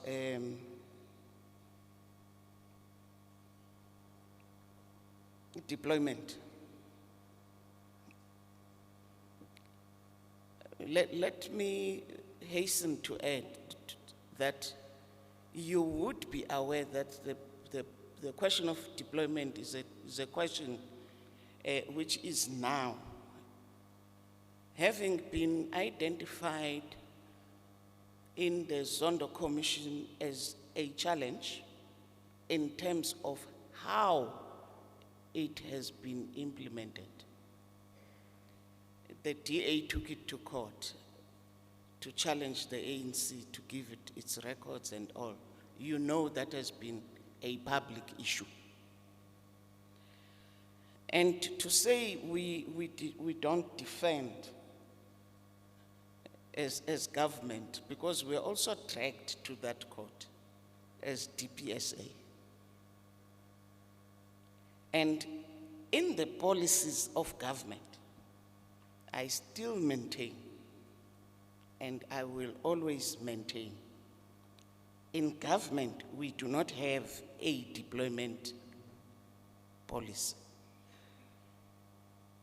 In government, unless somebody gives me and quotes it, in our statute, in the policies, especially those of recruitment, there is nothing that talks about deployment in the policy of government. And therefore, we were just dragged to court for something which is not our space or in our space. We will allow that court case to take its course. But insofar as the professionalization work, I will refer all of us, to the resolutions of the Conference of the African National Congress, the 54th conference, which clarify what in the government that would be led by the ANC, what the ANC expects. It's in those resolutions. And it is very clear about meritocratic appointments in government.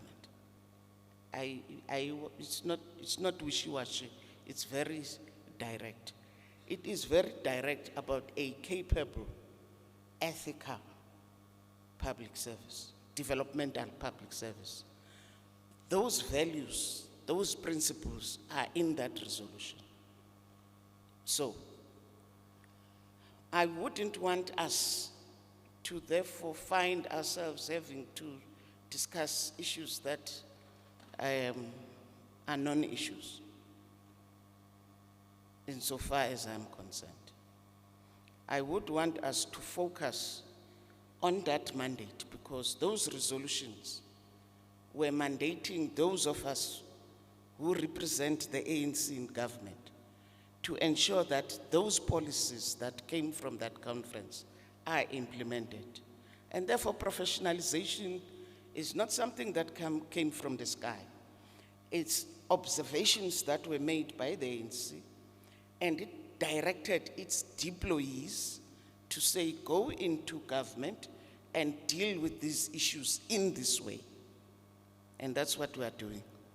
You go to that resolution clause by clause, and you focus on 3.3 of that resolution on legislature and governance, you will see that the issues that we are talking about when we talk professionalization are decisions of the ANC. So whoever else would want to make it as if we are this bunch of people who do not know what they are doing, shame on him or her. Let me again remind ourselves that when we say we belong, it's written there, we belong, we care, we serve. And that's what we expect from each and every public servant. That's a constitutional imperative for public servants. Whichever government comes, it will have to live by those, because those are constitutional values. As stipulated, a whole chapter has been dedicated in the Constitution to the public service, chapter 10. It establishes an independent body. It clarifies the value system that we espouse as a country. It goes on, and those values, if you look at them, you will find correlation between those values as entailed in the Constitution and those values as entailed in the Freedom Charter, and those values as entailed in our lingo, day-to-day operations. Because that we belong, we care, we serve, is this psyche that must inform our thinking, our response, our actions when we are dealing with the public. And the Constitution starts at, if you look at the preamble, we, the people of South Africa, recognize the injustices of our past.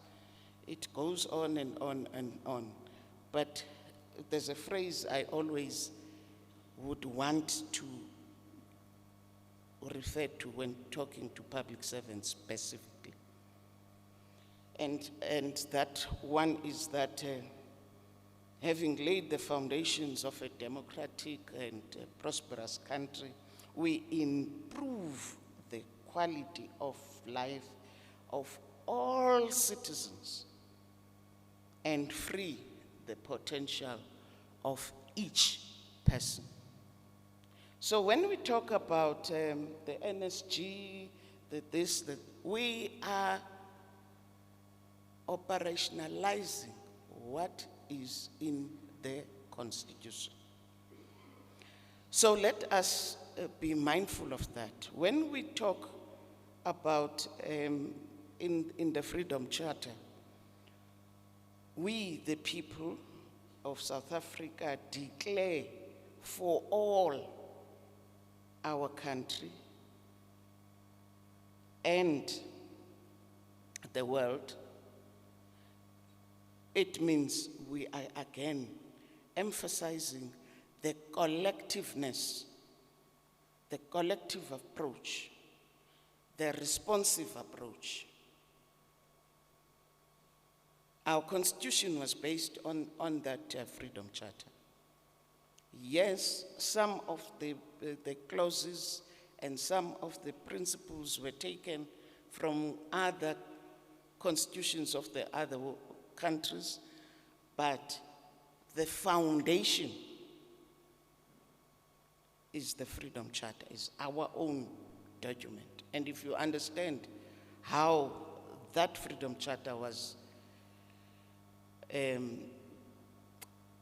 drafted, it was through the door-to-door approach, listening to people, doing what we are doing now about the professionalization, to say this is what has been observed, this is what we think should be the response, what is your input?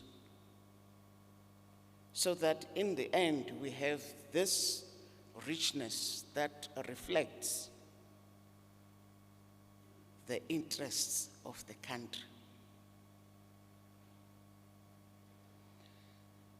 So we are here to remind ourselves that anyone who is here because of they saw an opportunity to apply for a job and got the job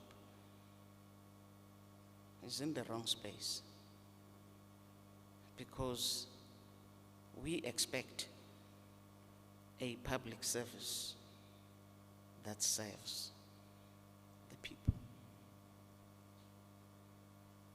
In your interviews, I always wonder, because I know that this is one question that you will always find in an interview, especially in government. What made you to apply?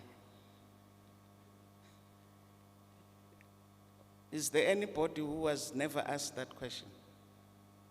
What made you to apply in the public service? Actually, I'm talking to designers of the questions. You ask that question to those who are applying for a reason. And what is that reason? That reason is to determine whether this person is here to serve or not. Even yourselves, when you were appointed, you were asked the question. And you hear the kind of responses that say, Nyeko, I'm a people's person. Isn't that so? I'm ready to do anything you ask me to do.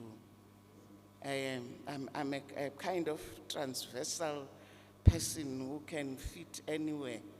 But yes, I do have this interest in this position. We all say that when we apply, because we want the job. But we must understand that the job in itself, in the public service, you as representing now the employer, have a responsibility to ensure that as you employ, you do not employ criminals into the system. You do not employ murderers, rapists, and all into the system, because you would want to see a capable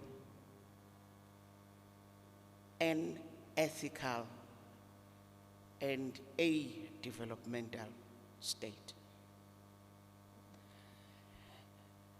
And I've asked this question elsewhere, whether you understand, the team gathered here, whether you understand the power you have in your hands. That actually you can make or break government.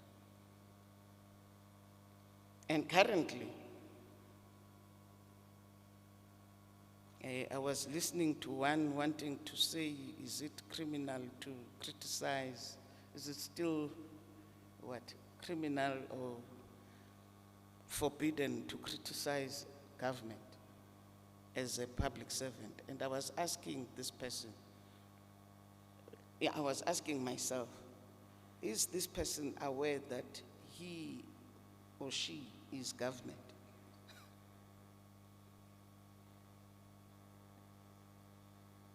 In your family setup, probably it's because now you do that. We do see people taking their family issues to social media. But at least how some of us have been brought up is that if there are issues within your family, you deal with the issues in the family. If they are beyond you, there are family structures that must help you resolve it. Even in government, there are government structures that must help you resolve whatever problem you have. And there are these fora where we say, talk. Let's engage. Because we fought for a participatory government, and we must drive realization of a participatory government. That's why we are here in the first place. It is to say, as we drive the professionalization approach, and as we make the directives and the regulations, please show us the blind spots so that we all journey together. And therefore, it cannot be correct. In fact, you must always try and avoid, as a public servant, you must always try and avoid what we term the conflict of interest. When I went into public works and infrastructure, and at some point we were looking at state properties.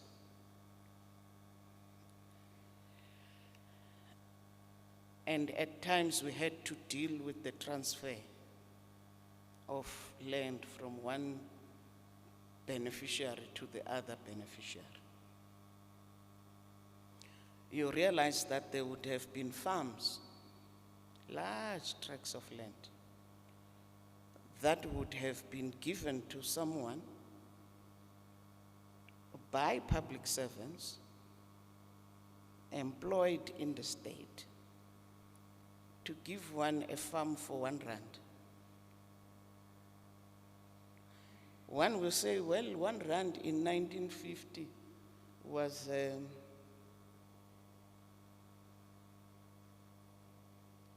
lot of money. But please believe me, it could never have been such large tracts of land for R1. And as a democratic government, as a government of the people, by the people, and for the people, we can't allow that corruption to continue. You can't, as public servants, want to say, my funyano city qala. This is not your goods, these are public goods, for goodness sake. And if we are here to serve, our consideration must be the people out there, not ourselves. Our personal interests, we must be able, when you wake up in your house in the morning and say, I'm going to work now, take your personal interests just before you close your gate or garage, leave them inside your house, and go out there as a public servant to serve. Personal interests left behind in your property. We can't compete. At some point I was Premier of the Eastern Cape, and I know I fought with public servants and they disliked me about this one. Doing business with the state. Because there would have been a regulation that says apply to the executive authority. And people would approach me as executive authority. And I never approved one. Because in my belief and in my conviction, you choose. You want to be a public servant or you want to be a business person. You can't be both. You can't be both. Because once you are both, the interests, the business interests are going to creep into the work that you are doing. And we will be forever fighting about conflict of interest, which we are the source of having it to arise in the first place. So they were saying they are going to take me to court for I'm against the Constitution, their rights and all. I said, no, take me, bring it on. Because I wanted to hear this judge that is going to say to me, it is right in an environment of South Africa where we all agree that there's so much high unemployment, where we all agree to the values of what public servants should be. We all agree. The fact that they are in the Constitution is because we all accepted them. Now, a court must, I then said, okay, I will consider it if a court says it is right for one to use the state to get rich or on the basis of being a public servant and at the expense of the public.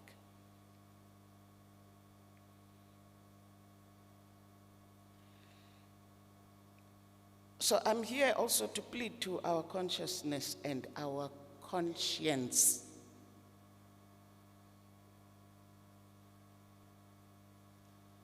Political consciousness and our conscience as human beings.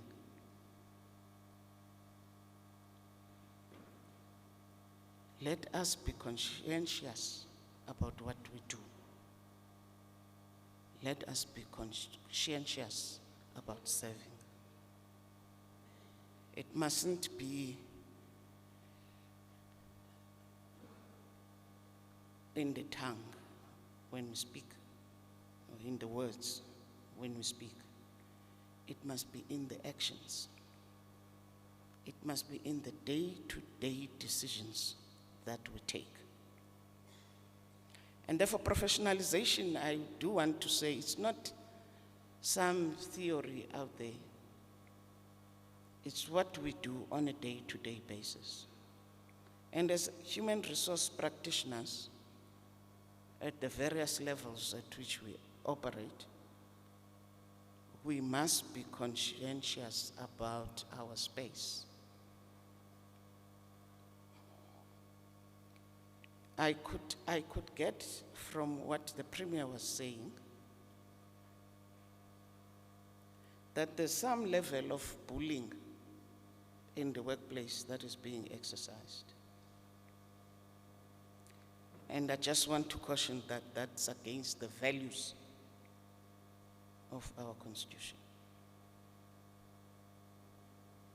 Any public servant that abuses the responsibility, the power of the responsibility they have, because the powers we have as servants is not our original power. It's a power bestowed upon us for the responsibility that we have. Let us therefore be responsible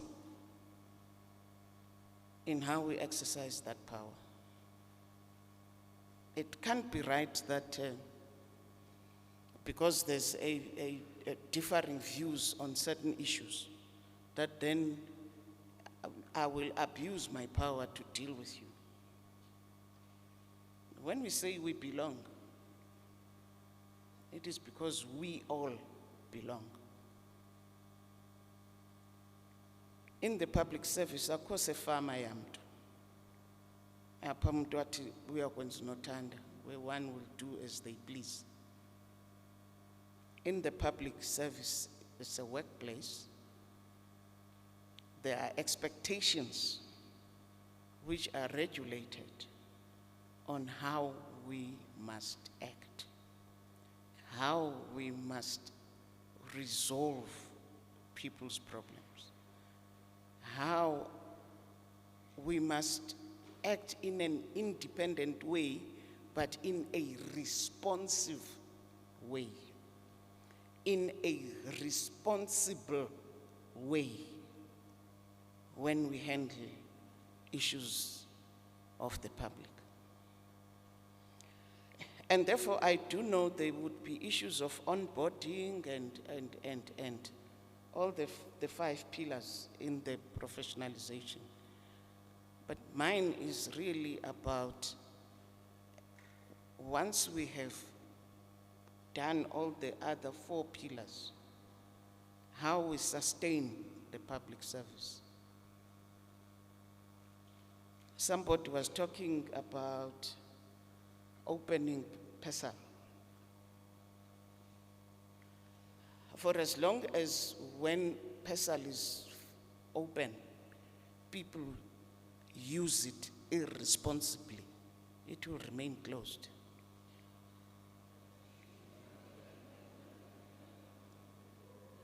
At least between now and the 29th of May, that I can say with confidence. For me, what is wrong, irrespective of who is doing it. What is right, irrespective of who is doing it. And currently,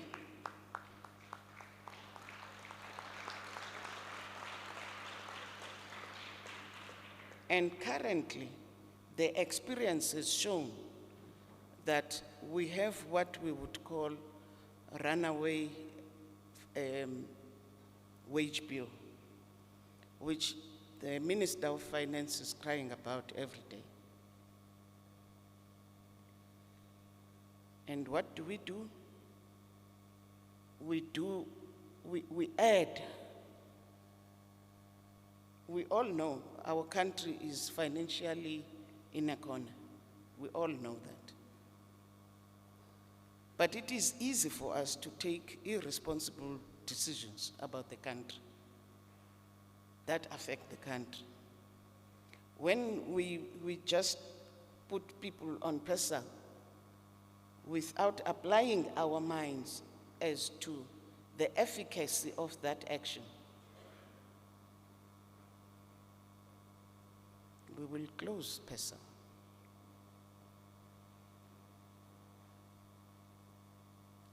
So that we bring sense into the system. No department has not appointed the necessary positions. Positions that I have turned down are positions where I would have interacted with the minister or with a premier and then say, if you look at your structure and what you want to do, is there nothing else you can do with what you have to achieve what you want to do? That's what we do in our houses. That's what we do in our own families. You don't just go and buy because the child says, I want. Do you? Do you? Unless you are giving me an answer to why it is said that public servants are over indebted. Because if you do that, if because a child says today I want this and tomorrow I want that and the next day I want that, you don't sit the child down and say, look, we can afford this time. We can see next month if we can do anything about this, or next year for that matter. That's what you do in your families. At least that's what I expect as a parent that other parents are doing. The same way you deal with public finances. It's money yabantu base South Africa. We must be able to weigh where will it be, where will it have an effective impact. And therefore, it will remain closed for up to at least the 29th of May. If one was voting the ANC because they could appoint people and therefore will not vote because they can't appoint, that's their baby. For me, I have closed PESA, and I expect executives to motivate why you would want to appoint this, that, and the other. We can't use such a serious commitment of hiring somebody just for fun, to be seen to be politically sound, because there's nothing politically sound about hiring where you do not need to. We must hire where there is a need. And that we do. That we do. Maybe before I love and leave you, Premier Beke wathetha ngento ye-money dynamics, and I wasn't sure of what this money dynamic is. I had thought that I would have clarified it with him. But I think what I'm going to read I'm reading a book here. This book is written by President Xi Jinping. It's Up and Out of Poverty. Nyiko ke uyakhala uthi, hey, le ncwadi uyifunde enye indlela. You've read this book the other way. I read it, but I didn't see, I don't know, he skipped pages, I suspect. But this book says in chapter, I must go to the chapter now, a chat about entering public service. Xi Jinping says, firstly, officials must have the right foundation. The right foundation. A right foundation, okay, you get it from home. A right foundation, you get it from home. From when you are small, and the parent sees that little finger and say, hey, come on, what did you do here? You laugh and the parent deals with you. That's the foundation, that you don't mess up with that which is not yours. So he further says, an extreme view has gained traction in our society, that those who are noble and upright are above entering public service or associating with officials. Some people believe that government is a dirty place run by people with unclean hands. He further says, however, there are good and bad officials.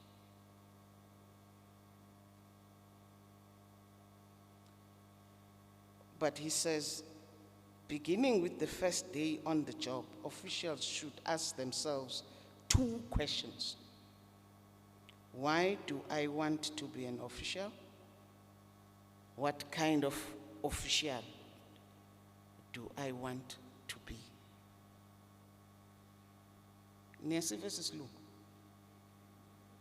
Why do I want to be an official? And what kind of an official do I want to be? Before you venture into the public service.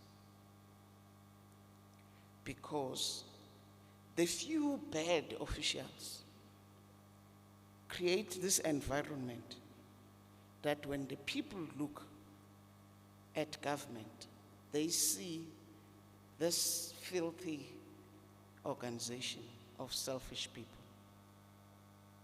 So those few, we must have a way to deal with so that we remove them from dirtying the public service. So professionalization is about that.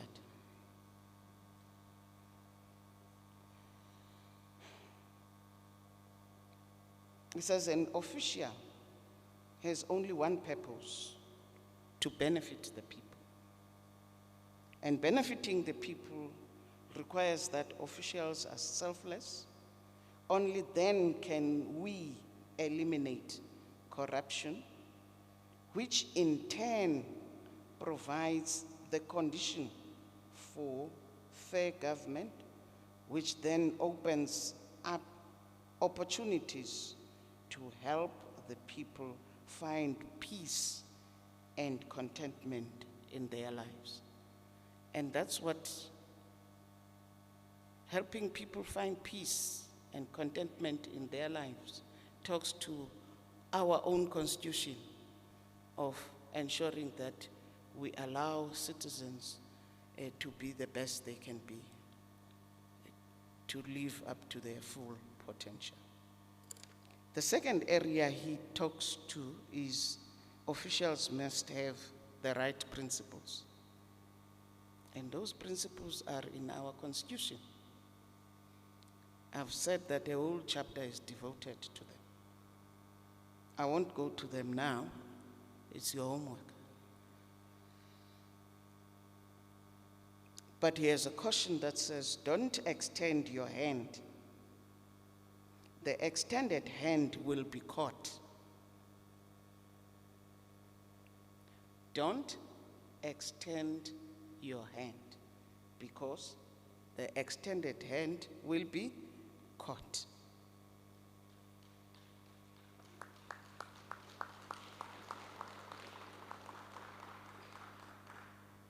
Being an official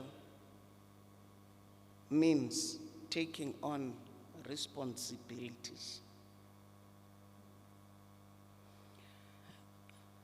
It doesn't mean being rich. It means sacrifice.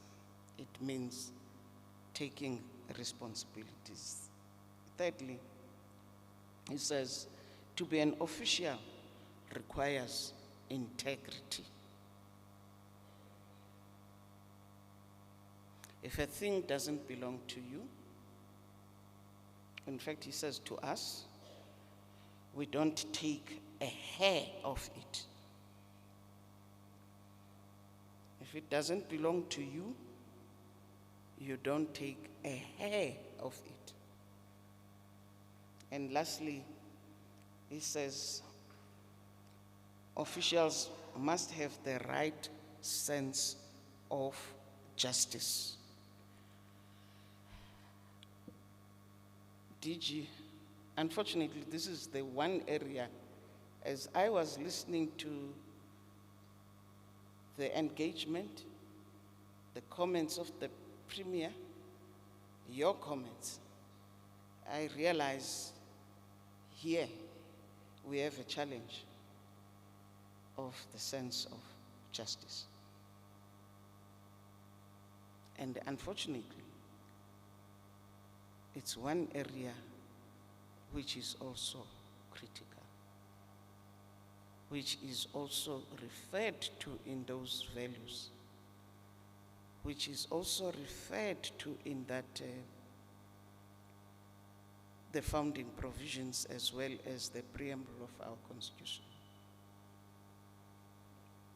We were not only fighting for a just country, we are fighting for a just world. So where does it begin? It begins with us, where we are.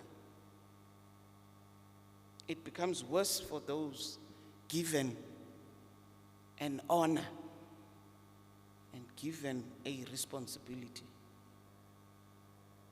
You know, the day we understand that the jobs we perform are an honor, we are honored. The day we all understand that, the day we will be able to ensure justice even in the workplace.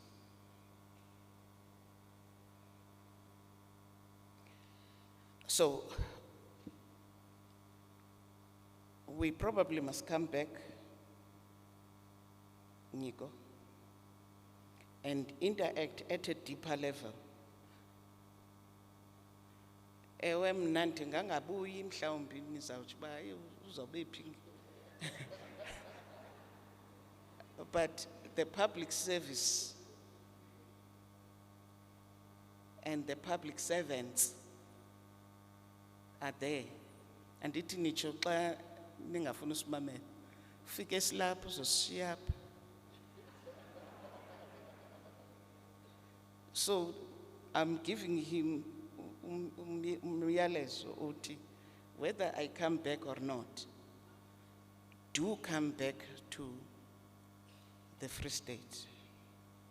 and do interact at a deeper level with the senior management of the province of the Free State, insofar as ensuring that there is justice in the workplace. Because if there is no justice in the workplace, there won't be justice to the public.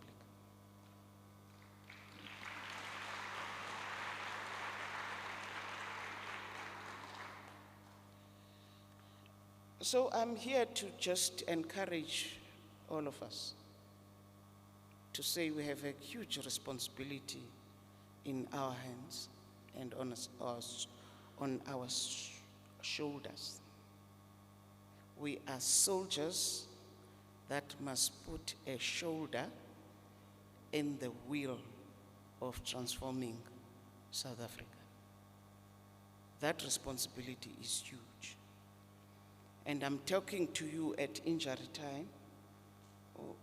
Anusha, I'm only 1 year, 1 month in the department. But I can proudly say, in that 1 month, in that 1 year, 1 month, the signatures that have gone past this end are signatures that make me feel good. I wonder what will happen to you when you either retire or when you have to leave the public service for whatever reason. Will you have that good feeling that I've done what I could and I have done what I should in a manner that makes me feel good with myself? Or will you be living in tears? The choice is yours. Thank you all for the attention.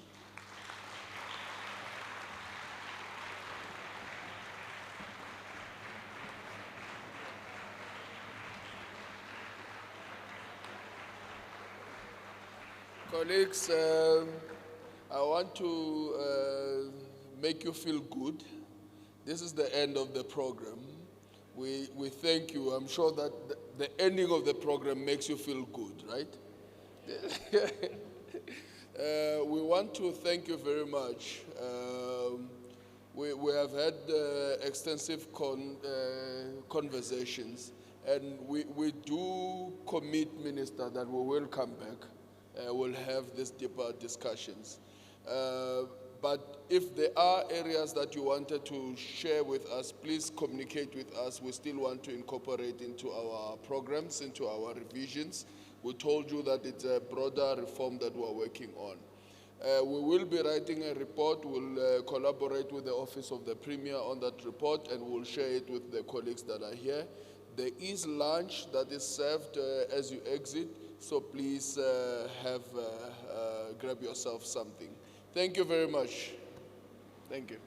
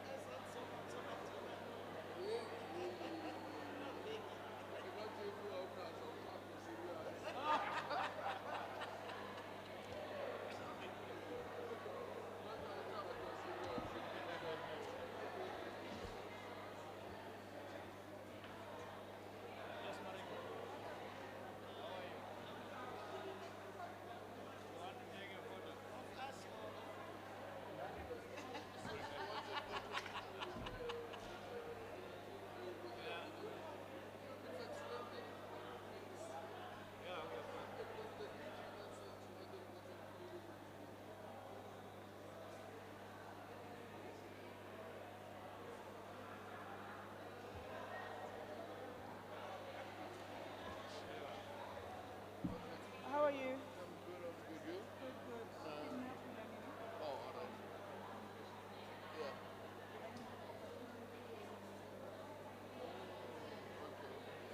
Yeah, how What are the questions? I did three fail. I only have 3 questions. The first one is what's the aim and what do you think the department is going to achieve? So the second one is why Free State. And then the third one is there any procedure put in place for public servants that continue to be unethical and unprofessional? Mr. Mabunda.